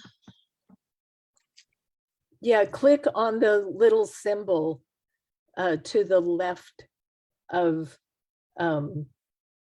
the percentage bar on the right side of the bottom. If you actually just click resume slideshow where it's popped up there. Oh, okay. I have a yes. I have a new computer for the first one in like 20 years, and so I'm learning how to do all of this stuff. So I'm Judy Rosales. I'm the executive director of the Coast Ridge Forest Council, and we are the umbrella organization for the Sonoma Coast Collaborative. We provide the nonprofit for our groups, our collaborative partners, and our individuals. And we actually started out as a small group of people with Brooke Edwards, who was managing the Jenner Headlands at the time, Shanti Edwards from Sonoma Land Trust, and Craig Hayes from Muniz. And we started talking right after 2017 because we were all impacted by the Creighton Ridge fire. And we knew that we needed to start working together, looking at the connectivity of all of our communities.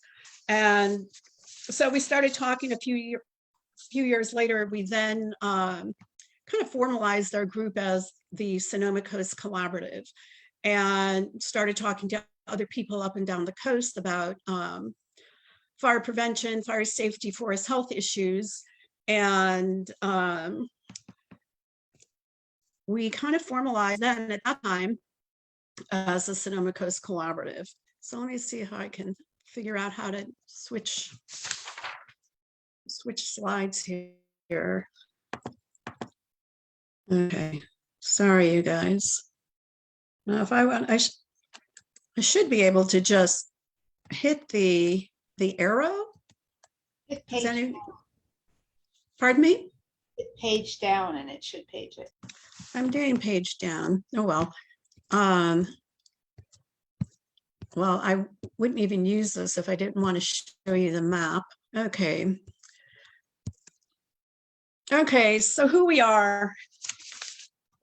As we started planning, we really started working with a number of people, private landowners, fire agencies, our public organizations that we've been working with over the years, the RCDs.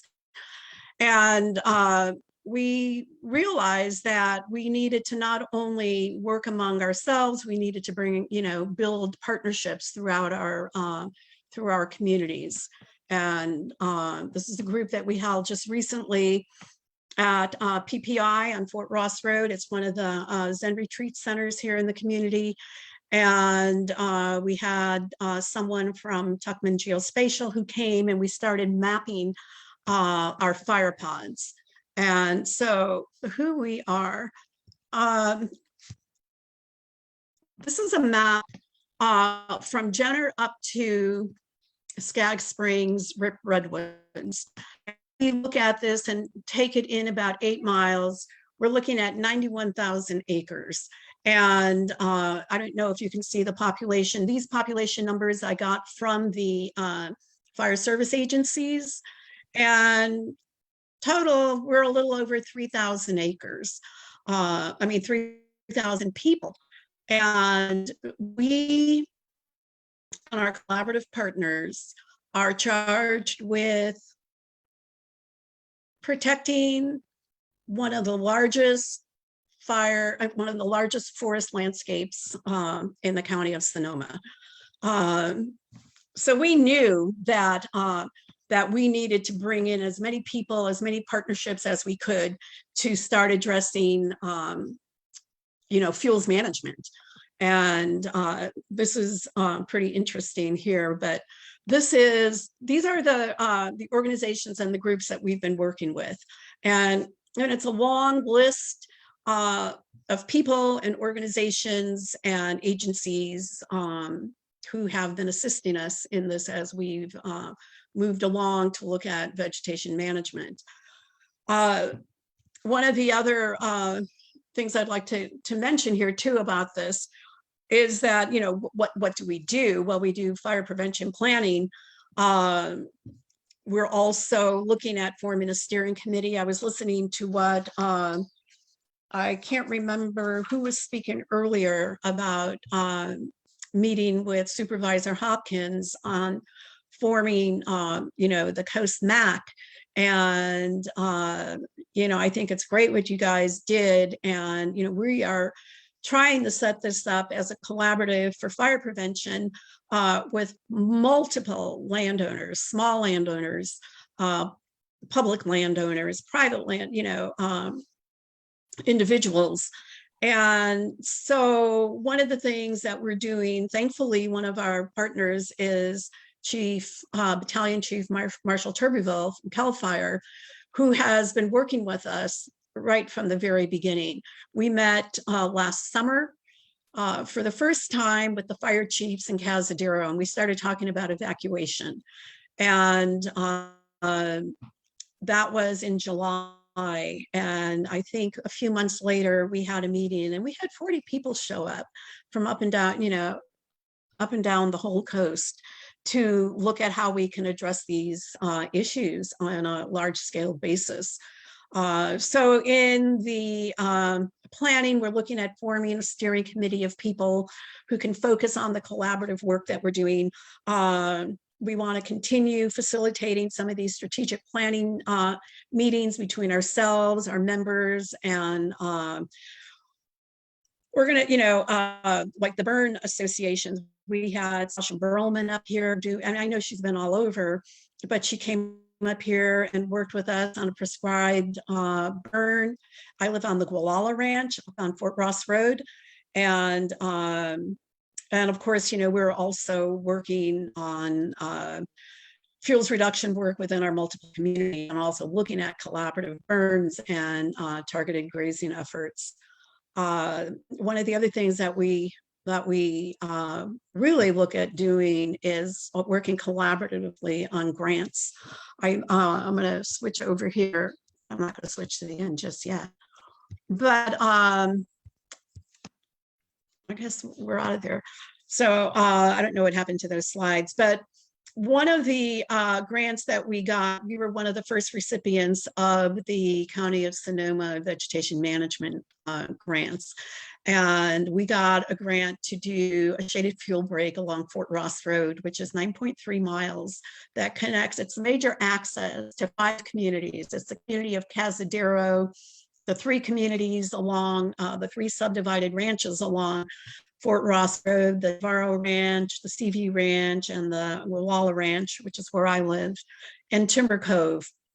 And that grant really helped us a lot. I mean, it really boosted our morale here on the coast because we have received very little money for forest management out here. And so everybody was jazzed about it. We've also been able to leverage that grant for other grants that we have applied for. We applied for the last CAL FIRE wildfire resilience grant, and we have not heard anything yet, but what we were able to do working with is look at what were all the grant opportunities out there and which grant fit each group the best. I know that Muniz Ranches got 3 or 4 grants already funded by CAL FIRE. The last 2 funding cycles, none of us got funded. And so we looked at partnering with Muniz. This last fire prevention grant we put in with the Muniz Ranches. They had a small grant that we included with ours. And we also partnered with a new group in Cazadero called Shelterwood.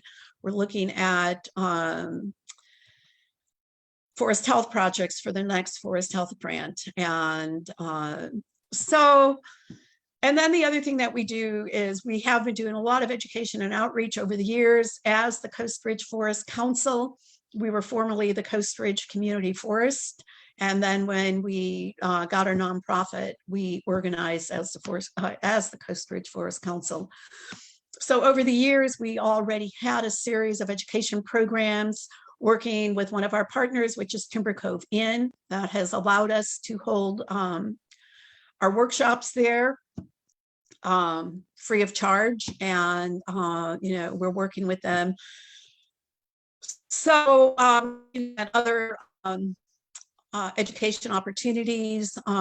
Last year, Marshall Tuberville did 4 presentations, the same presentation on what to expect for that fire season. He did one in Cazadero, one at PPI along Fort Ross Road, one in Timber Cove, and then a virtual meeting with the Sea Ranch.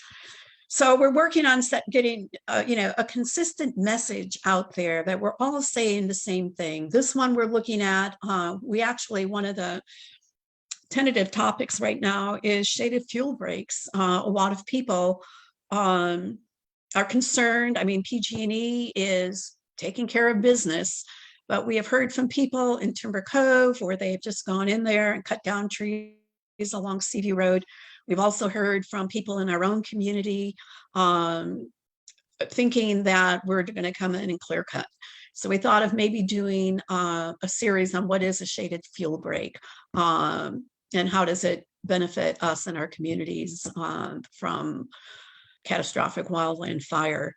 And that's pretty much it. I didn't want to go too much into a long PowerPoint, but some of the issues that we are facing right now, one of our partners, our close partners, is Timber Cove in the Seaview community. And one of the biggest issues that they're dealing with right now is their main access road, Seaview Road, is in the coastal zone. Most of the east side of the road isn't, but most of the west side is. And we can't do any fuels management on that road without applying for a coastal permit, which could take years. And I am talking to their fire chief about how we can do that. I know Supervisor Hopkins, they have been talking to you. We're looking at the local coastal plan. We're looking at how can we streamline this effort of vegetation management in the coastal zone to protect these communities. We have 3 major access roads in this community. Well, 4. If you look at Cazadero Highway, Fort Ross Road, Seaview Road, and Myers Grade. Those 4 communities, those 4 roads were major during the Myers and Walbridge fires. And if we can't get out one, we need to go to the other. And so we are trying to figure out a way to streamline CEQA, which was one of our biggest problems, streamline our coastal permits, and looking for ways to allow us to, to continue this work. While I was on this Zoom, I got an email from Marshall Tuberville about the Coastal Conservancy that is having some strategic listening sessions, and they've just added wildfire resiliency or wildland resiliency regarding fire. So I know it's an issue, it's being talked about, but it still is a roadblock for us who are trying to do this work. And I think that's really about it, other than, you know, this whole region, most of this region is in the Cal Fire high fire hazard severity zone. And we need to address this issue as a community, but we also need our strategic partners, our elected officials. You know, people come from all over the world. It's not only us protecting our homes, but we provide a substantial amount of tourist dollars to the county of Sonoma. And people come from all over the world to visit this area.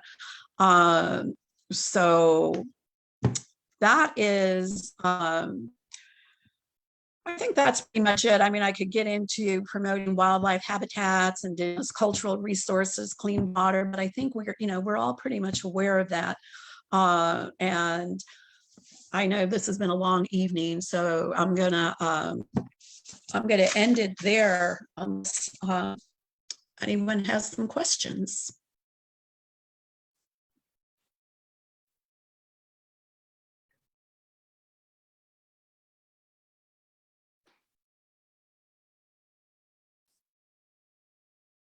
Okay.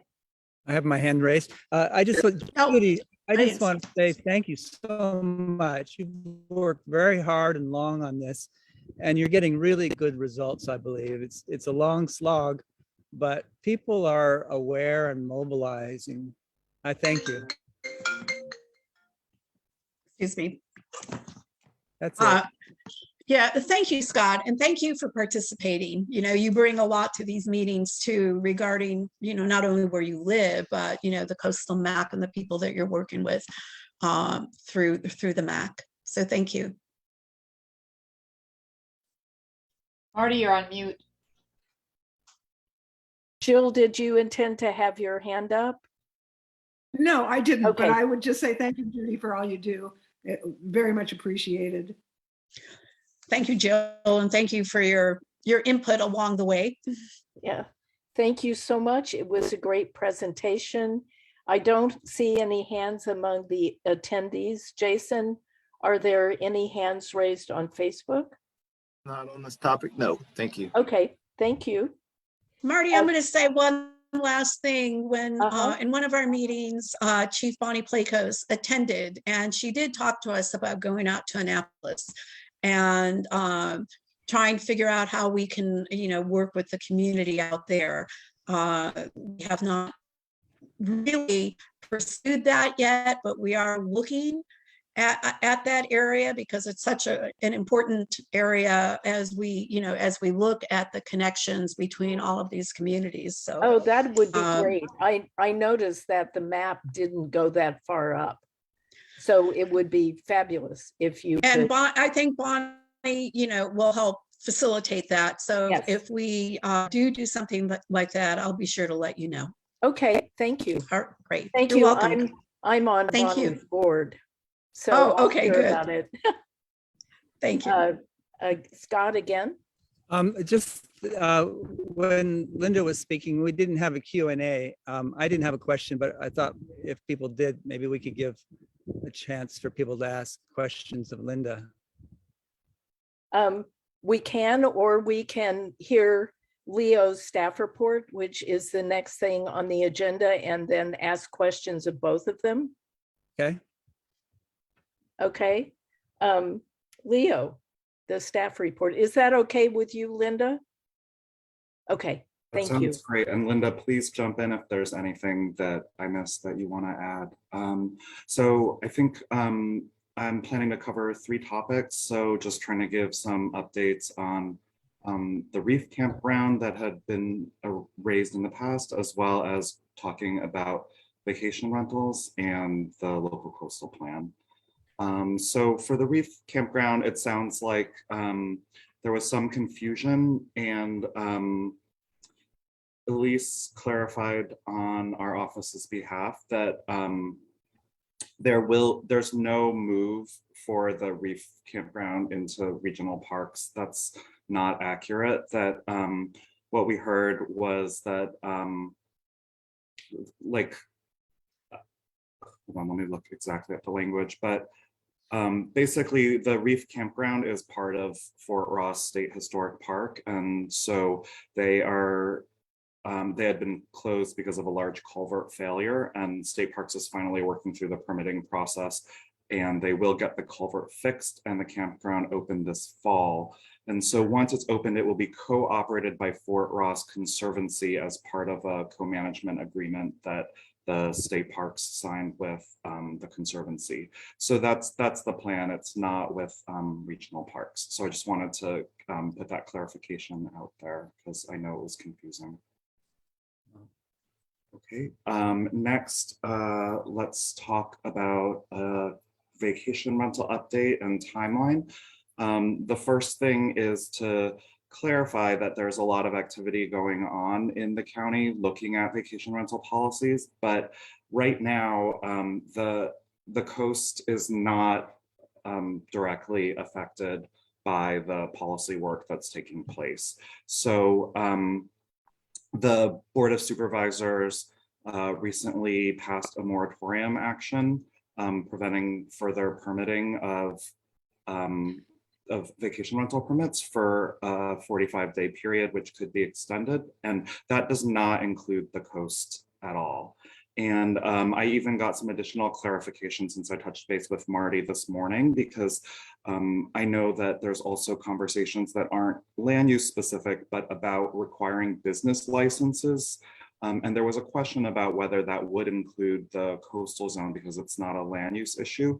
What I've been told by Permit Sonoma is that the Coastal Commission does require Permit Sonoma to amend the coastal zoning ordinance in order to require licensing of coastal vacation rentals. So that is what's recommended by the Planning Commission, and so it's under review by the Coastal Commission right now.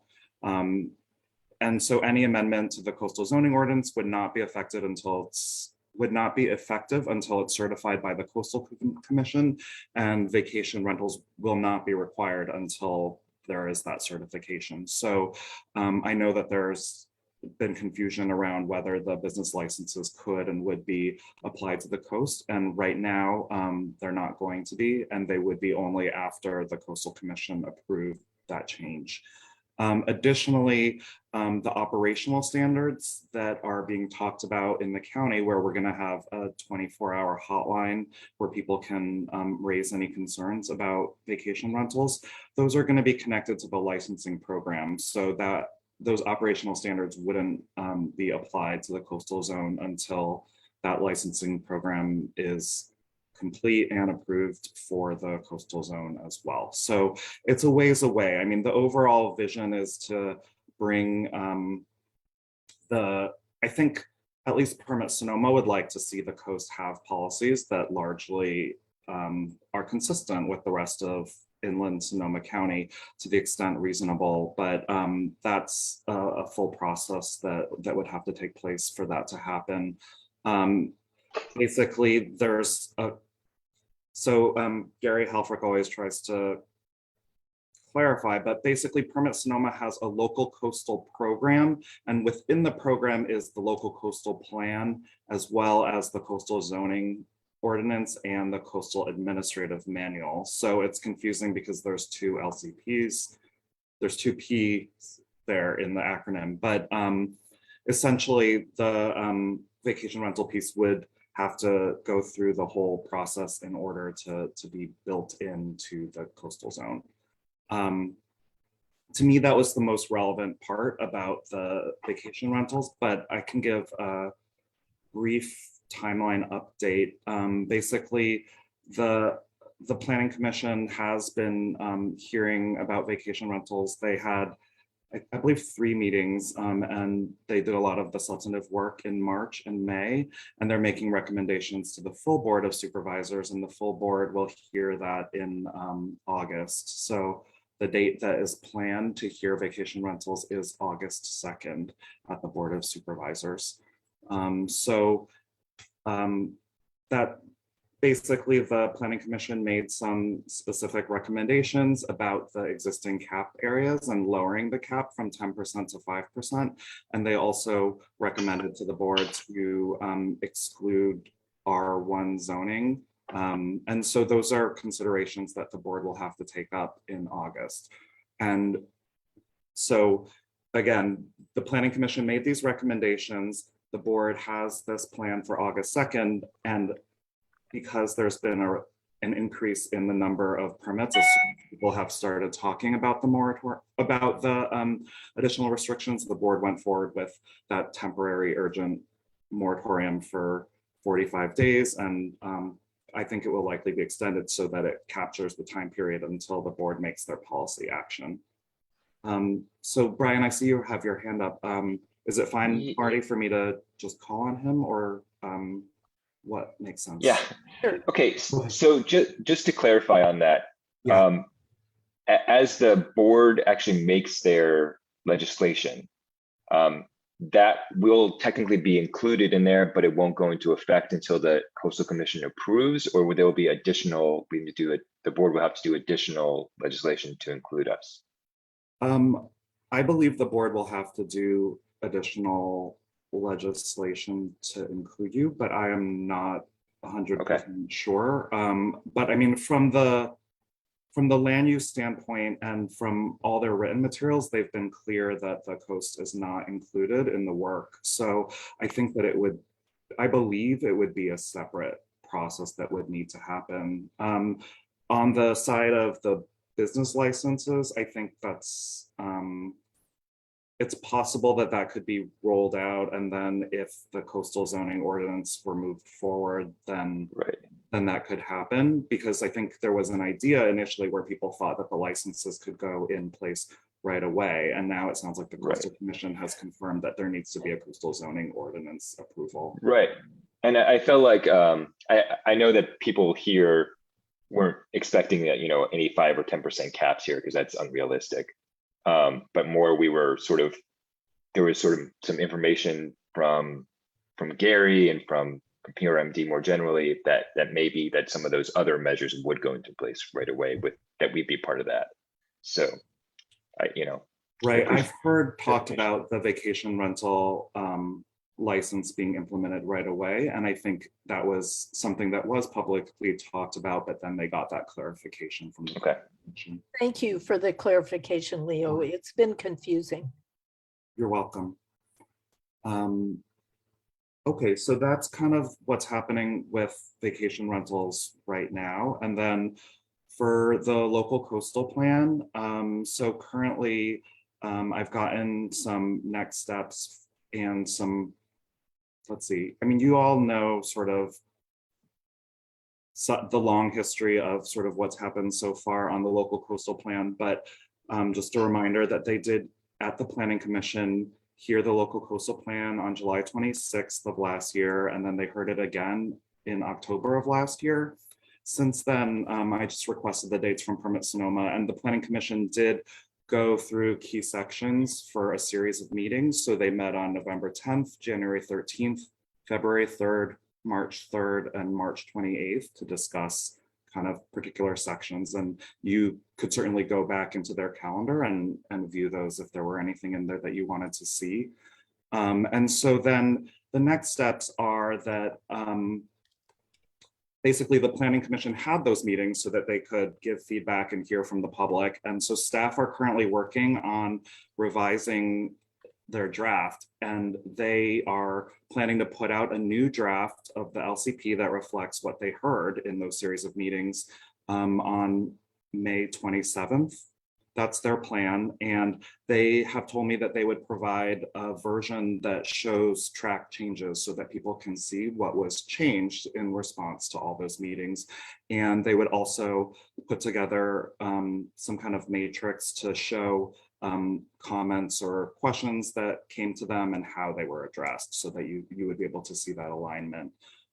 So they were trying to do it a month before the Planning Commission meeting. So May 27th is what I was told. So on June 22nd, they would have a staff memo released, and that would be with the agenda. And then the Planning Commission will hear the item on June 29th. So I believe the community should again be able to voice public comment and obviously send written comments in between May 27th meeting. And that, so I think essentially everything's kind of moving along in that camp to help the Planning Commission make the best decision and then recommendation to the Board of Supervisors as possible. Currently, the date that the board is supposed to hear the LCP, I just had it up here and now I'm seeing it on August 30th as the planned date for the board to hear the LCP. And then if the board moves it forward, then it would need to be approved by the Coastal Commission. And so I pushed to just try to get a best guess on when it might be heard at the Coastal Commission if everything goes according to schedule. And it sounds like it would be November 16th through 18th if all the pieces stay on schedule. So that's kind of the timeline that we're looking at. So again, the Planning Commission in late June, the board in late August, and then the Coastal Commission in November.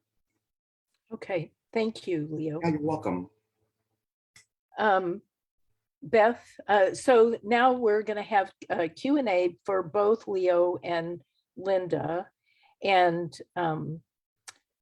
then we'll follow with the chair's report and the Land Use Committee report. Beth, you have your hand up. Oh, wait, there we go. I'm unmuted now. First, I want to apologize for being so late. We had a livestock issue and it completely derailed my timeline. I apologize. I want to clarify regarding the vacation rental program and any type of rules or actions for the coast that and I think Lynda will be able to help me with this, but in fact that potentially will be part of the LCP that that's currently being worked on, that the hope is to have all that information distilled so that when it comes time for the Board of Supervisors to act on the LCP, they'll have that to put it in there, then to present it to the Coastal Commission.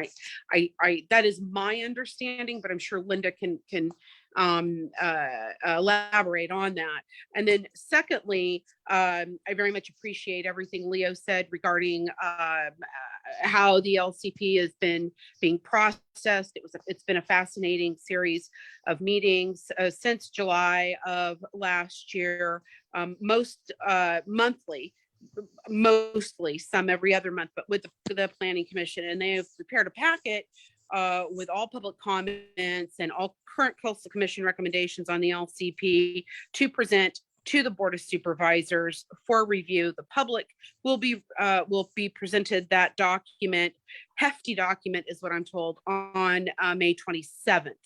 And then the Planning Commission will review it on, I believe, as Leo had mentioned, I believe it is the 22nd of June, something like that. And then it'll go to the Board of Supervisors in August. But there's always, through each step, the public continues to have the opportunity to review and to comment on the LCP and to make sure that they've got their input.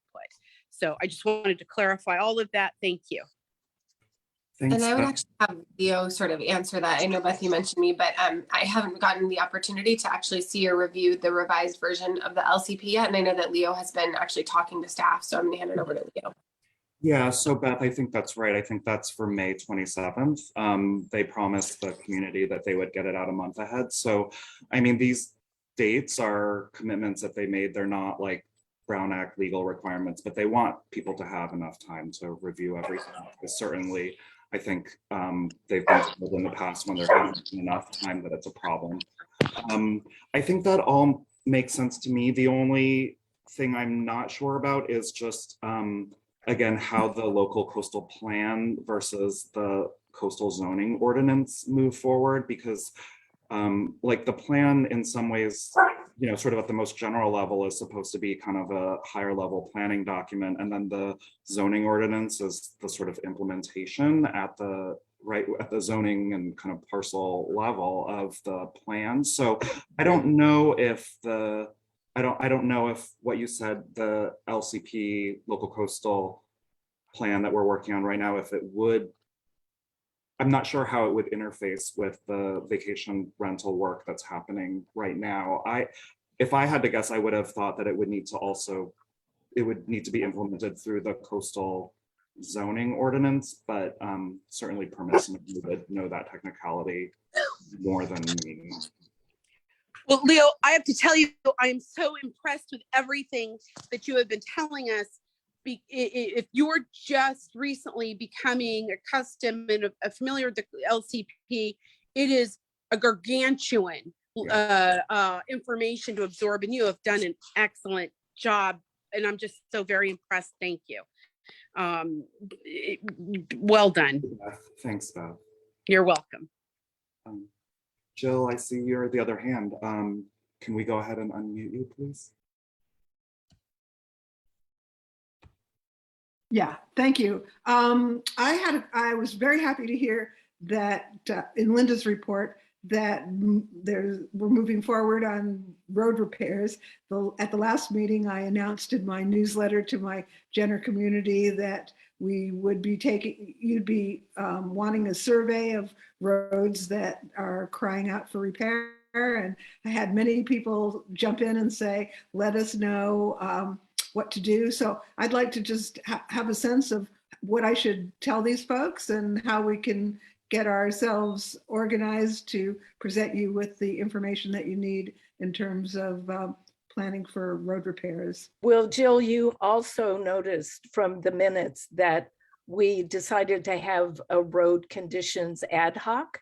And I had the responsibility to call the meeting of that ad hoc, and I failed and did not do that. So I'll call a meeting of the road ad hoc to take place in the next few weeks as soon as everybody can participate.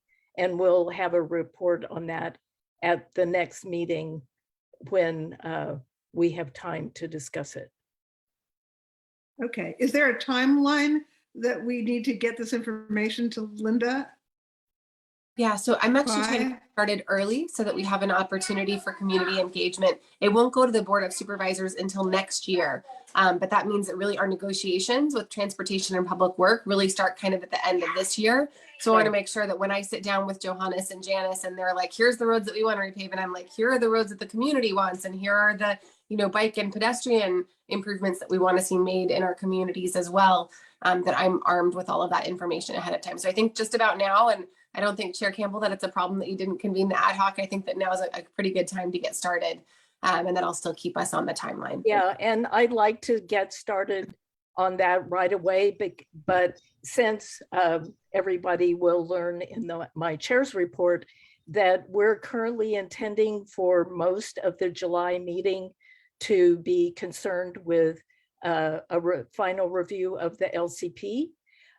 It's not clear to me that we will have time for a roads report at that meeting, although the ad hoc will be working. Okay.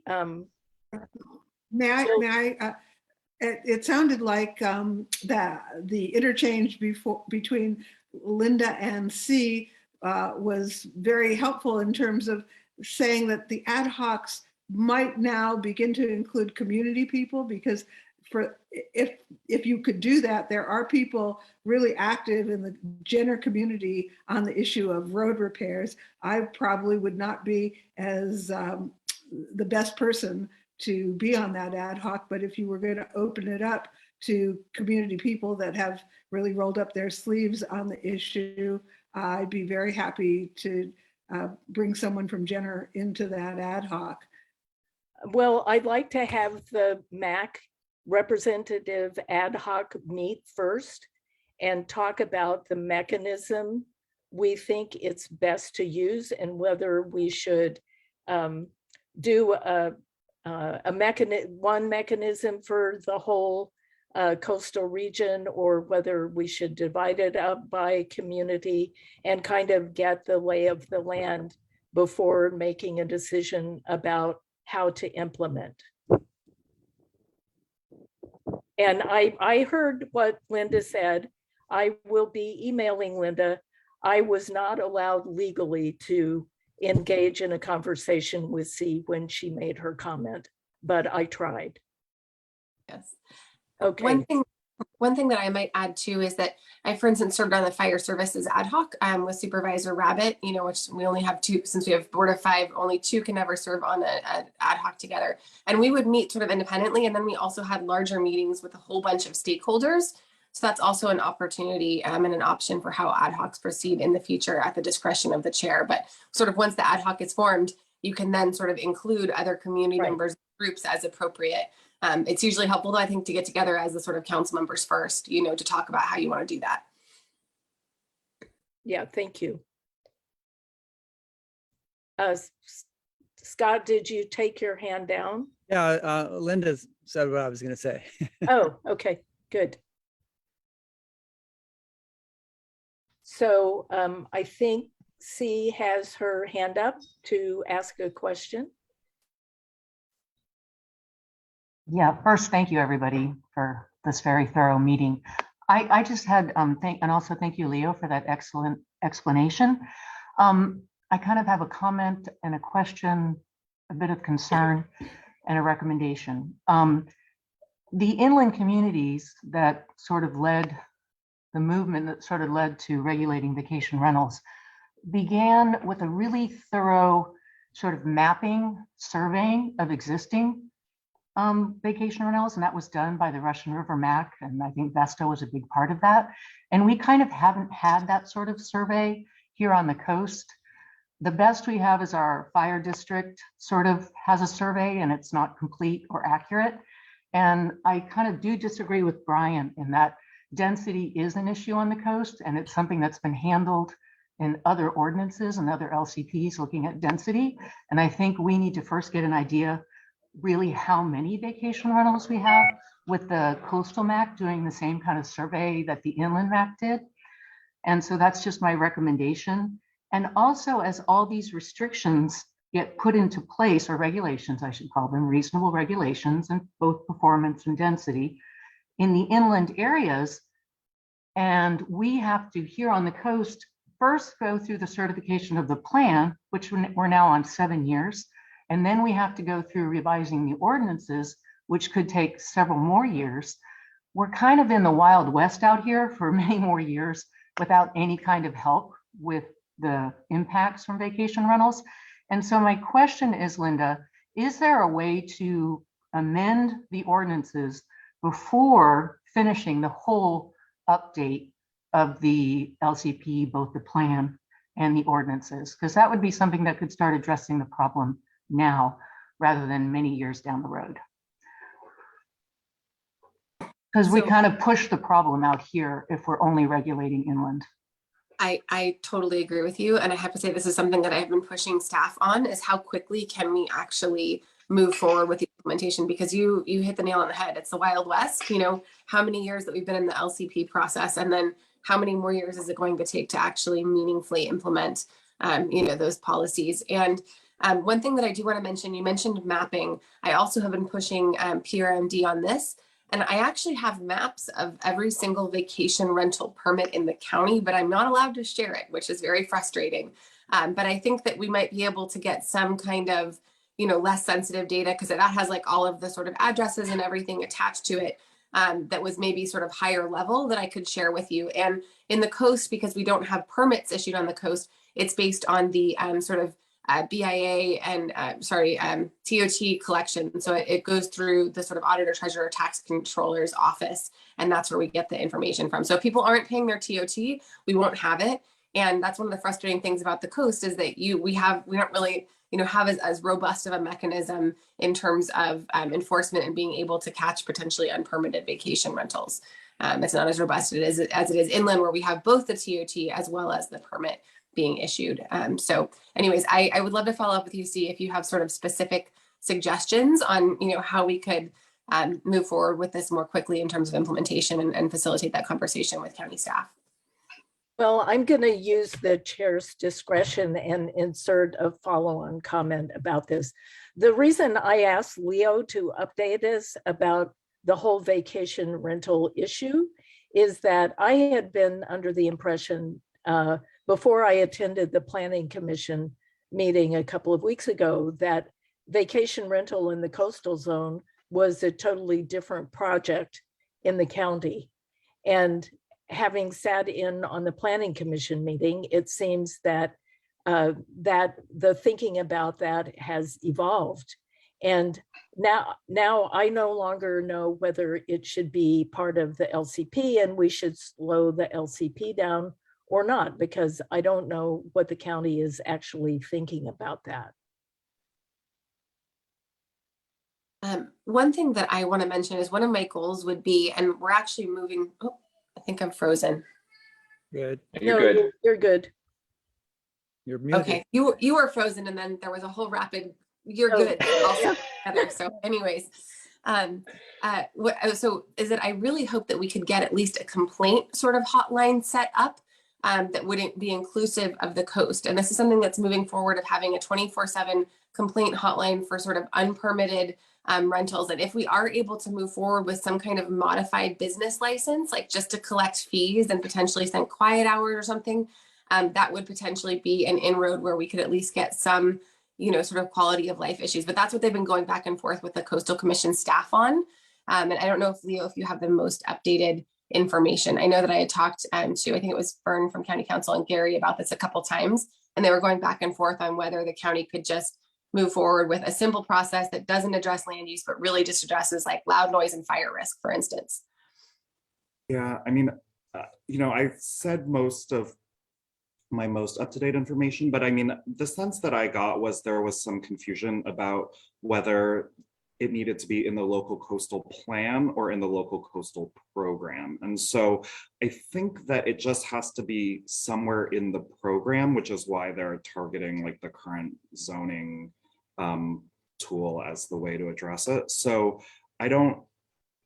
that's for the immediate kind of business, like operational standards and the license. I'm not sure though, if there were land use restrictions, that may be a different story altogether. But I think for the immediate kind of operational standards where there's quiet hours or limitations on numbers of people and having a contact in an appropriate distance, those things are all potentially doable. I think through the licensing, it would be the business license and anything that's kind of tied to that, like the operational standards.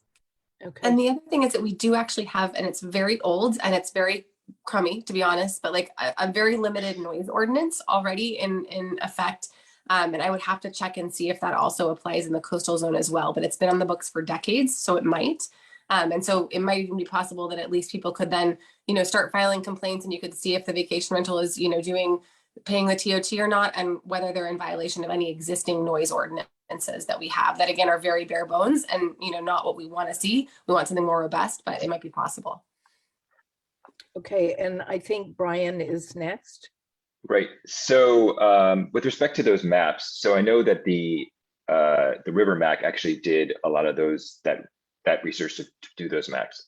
And I will say that to go back to what I said earlier, it isn't that I don't believe that a density cap is appropriate or necessary. More, I was referring to that we weren't going to be involved in the 5 to 10% moratorium that was going on recently. So, I'm not opposed to it. Maybe Marty, we can talk about this, about forming an ad hoc to do what the River MAC did, which was mapping. I think it may be a little larger process because of the density that we have here is substantially higher than 10%. I mean, we're probably in my neighborhood, we're probably about 30 to 40%. So I'm happy to get that all started, and maybe with the information that whatever we could use from what is available from the supervisor's office would be helpful. But if there are folks who are willing to work on a ad hoc to do that, I think that might be a reasonable suggestion for moving forward, Marty.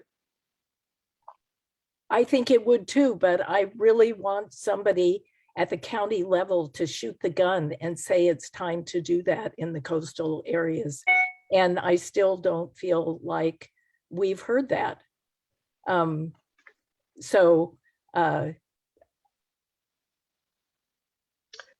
So I mean, we've run 30 minutes over and I feel really guilty. I feel like I'm still a new chair, and I used to be really frustrated with Scott when he let the meetings run on so long.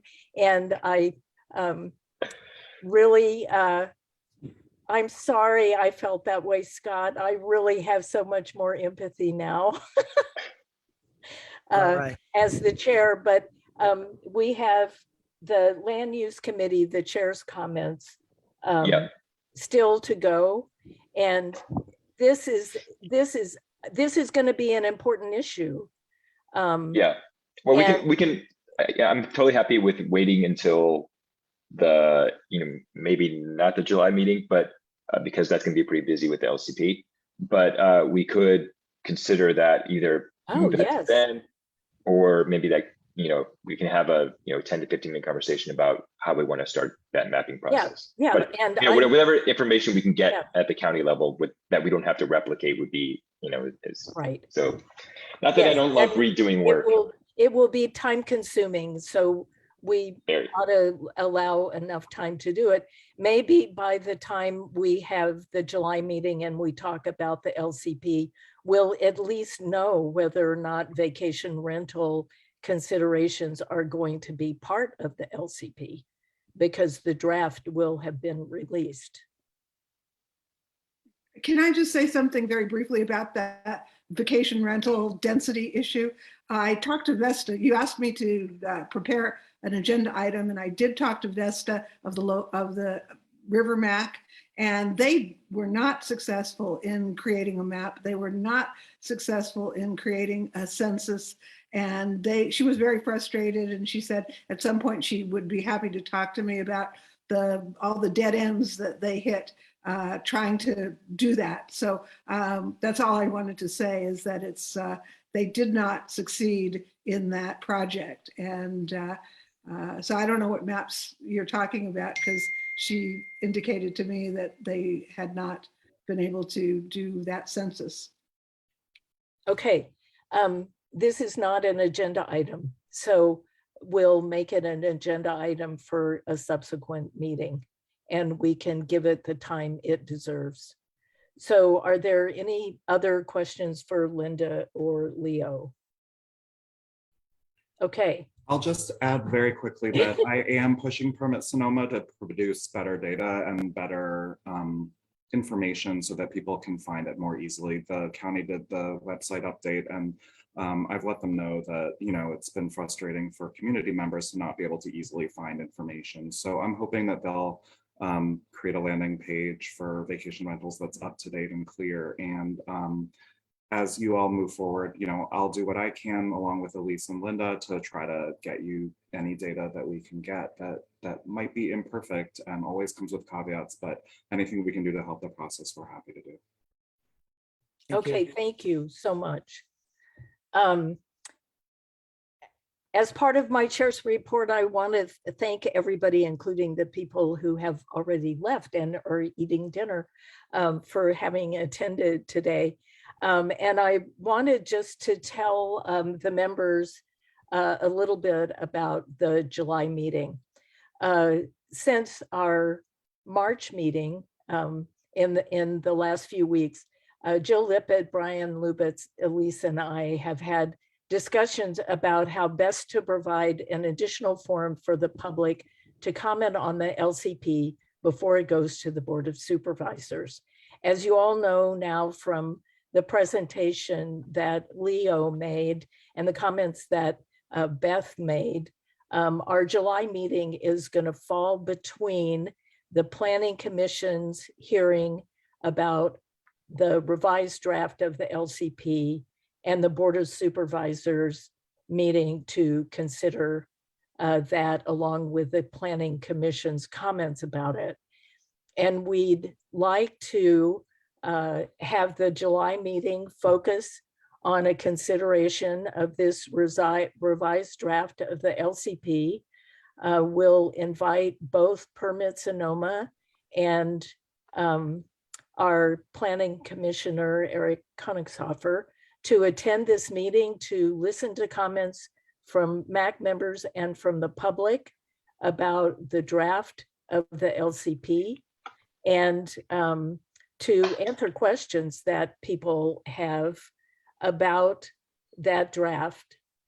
And we're expecting that that will take most of the meeting time because, as you know, the LCP is a very long document. There have been hundreds and hundreds of comments about it. I was glad to hear from Leo that they will be constructing a matrix defining the disposition of the comments to make it easier for us to find whether things that we have recommended have been included in the final draft of the LCP or not. So that's going to be the focus of the July meeting. And it's going to be run as a Brown Act meeting, and the length of time various people will have to speak is going to depend on how many people come to the meeting. And I would encourage all of you to advise members of your community that this is what we're going to do at the July meeting. Encourage them to read the revised draft when it comes out and attend the Planning Commission meeting with their comments so that we can get the community's last comments in at that Planning Commission hearing, as well as at the July MAC meeting. And as you all know, since all of us has been following this, the dates frequently slip, and Elise and I will stay on top of the dates, and if they slip, we'll be flexible and we'll let all the MAC members know. And if we have to rearrange our meeting schedule, we'll do that in a way that is appropriate for the county staff that we want to have attend the meeting.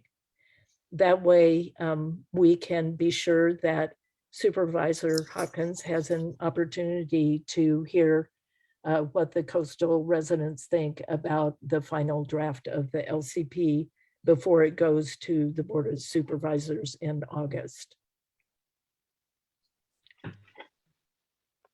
Are there any questions for me about that?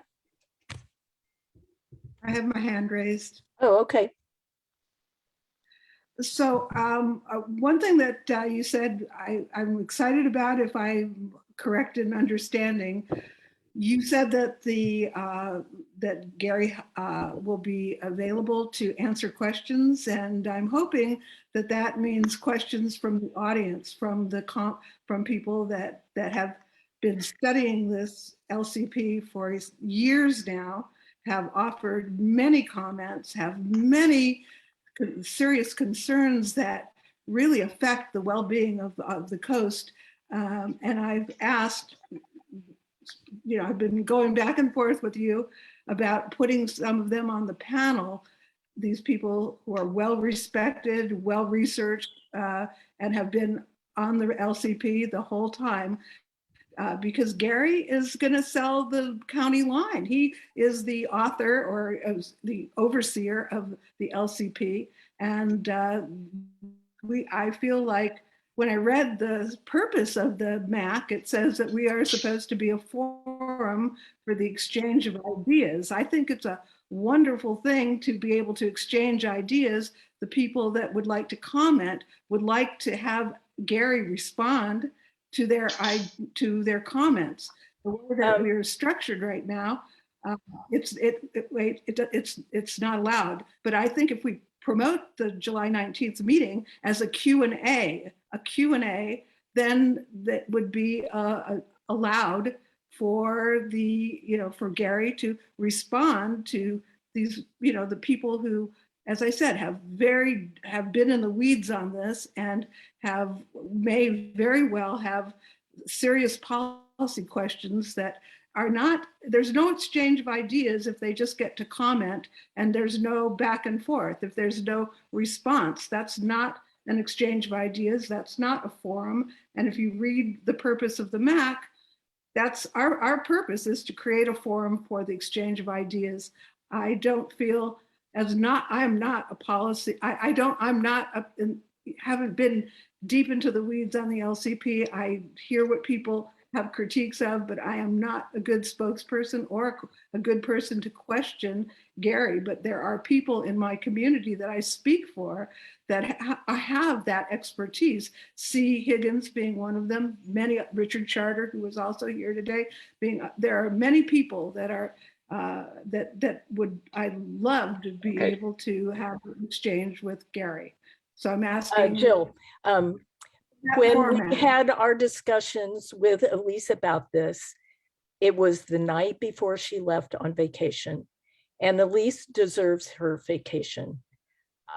Therefore, I don't believe that Gary has committed to attending our July meeting because I don't believe she asked him before she left town. So we will do our best to have Gary or someone whom Gary trusts come to our July meeting, assuming that all the powers that be meet their deadlines and we have something to discuss in July. And I understand that you wish Gary would be a different kind of person and have a different perspective on his role than he apparently does, and I can't make that happen. We will have a meeting where everybody can ask questions and everybody can point out things that they find lacking in the LCP draft, or congratulate the county staff for adequately incorporating everything so that Lynda can hear what people have to say at that point, which is just before the final version goes to the Board of Supervisors. And I recognize your frustration. I'm not saying that I wish Gary was a different person at all. He's got a huge responsibility on his plate, and it's a massive document that he's had to oversee. All I'm asking is that his position now is to give his perspective on it. There are other perspectives, and I would like him to be able to have a Q&A. I'm withdrawing my request that there be other people on the panel. If he will kindly, and if we can set up a procedure, a format for this July meeting so that when people ask policy questions about the LCP, that it just is an exchange, that then Gary could respond and Lynda can hear his response. If people are just only allowed to raise concerns and we don't get a response, we're not educated, we're not exchanging ideas, we're just hearing one side and a critique that doesn't get addressed. No exchange of ideas, which is really the point. I know your comments. I think Bryan has something to say. Yeah. So, I mean, the only thing that, in our conversations, so I want to leave this brief because I know everybody wants to move on. So what I will say is that, our meeting is somewhat limited period of time. And, I would hope that we would have as much time as possible to address everybody's comments, but, with an hour and a half, there's only going to be so much depth for every particular issue. So, we'll have, if there's a 15-minute or 20-minute explication on one issue, that's to the detriment of the other issues. So, I hope that we can get as much conversation as possible, but I sort of expect that to the extent that's possible, that it may be somewhat superficial. So that's why, that there were the Planning Commission had, I think, 6 hearings on the various provisions that were a lot longer than we're going to have in July. So Yes, Cindy, your hand is up. Oh, I was just gonna say, Jill, public comment is different than it's on the agenda. When it's on the agenda, certainly there can be give and take and discussion point. It's just that someone brings something up and public comment, it's not on the agenda. It's just brief. So I think you're fine, and Marty can speak to this, or Brian, but Yeah. Definitely there can be give and take. Yeah, there's plenty of opportunity for interchange between so I think that's a good point, Cindy. Thank you. Okay, and I don't want to plan the entire July meeting tonight. We have 2 months to do that. And I'd like to involve Elise in that discussion, and she will be back next week. Okay, Brian, the Land Use Committee. All right, so real briefly, we went over some of how the various bike rides went at our last meeting, in our April, I want to say 13th meeting. We're going to have another meeting in June 13th. We have previously scheduled it to be a in-person meeting in Jenner, because there's a project in particular in Jenner. We're going to see how that goes with the COVID situation between now and then. We'll try to figure out whether we're going to do it in Zoom or in person coming up soon here, before we, hopefully by the end of the month, or maybe beginning of June, just to figure out whether we can see if we can do that safely in Jenner, or maybe we should switch to Zoom. So that will be about the big agenda item. That will be about a house that's being demolished and replaced in Jenner. If there are other projects that anybody else would like to bring up in that Jenner meeting, please let me know. The meeting will be, right now we're scheduled for Monday, June 13th, because I'm going to be out of town earlier. But so if anybody has anything else, please let me know. And that's my report. Okay. I'm giving Paul's water ad hoc report because he is camping in a place that has no anything, no cell, no internet, no anything. He's living in the 50s this week. The water ad hoc has constructed a questionnaire and has accumulated the managers of all the water companies, water districts in the area, and he will be sending that questionnaire out when he gets back from vacation next week. So it remains a call for agenda items for next month's meeting. I think I've kind of beaten that to death. Vacation rental next steps is kind of an undercurrent that we'll figure out how to integrate into our work plan. And if there are any other agenda items that people already have, please share them now. Or later. Or contact me and Elise with the agenda items. And thank you so much. Sandy and I have been texting. We'll do a better job of managing the time in the meeting in the future. So I apologize for letting it run on for so long. Thank you. Do I have a motion to adjourn? So moved. Let me take a quick roll call here in just a second, right down here. Okay, we'll start quickly. Beth. I think she's here. Oh, there I'm you here. go. Okay. Aye. Scott. Aye. Marty. Aye. Wanda. Aye. Jill. Aye. Brian. Aye. And Ginny. Yes. Okay. Aye. And it's 8:14. Thank you. Okay, thank you. Thank you. Thank you. It's good to see you all. Take good Oh, care. I'm so sorry. Thank you. Bye. Okay, Mari.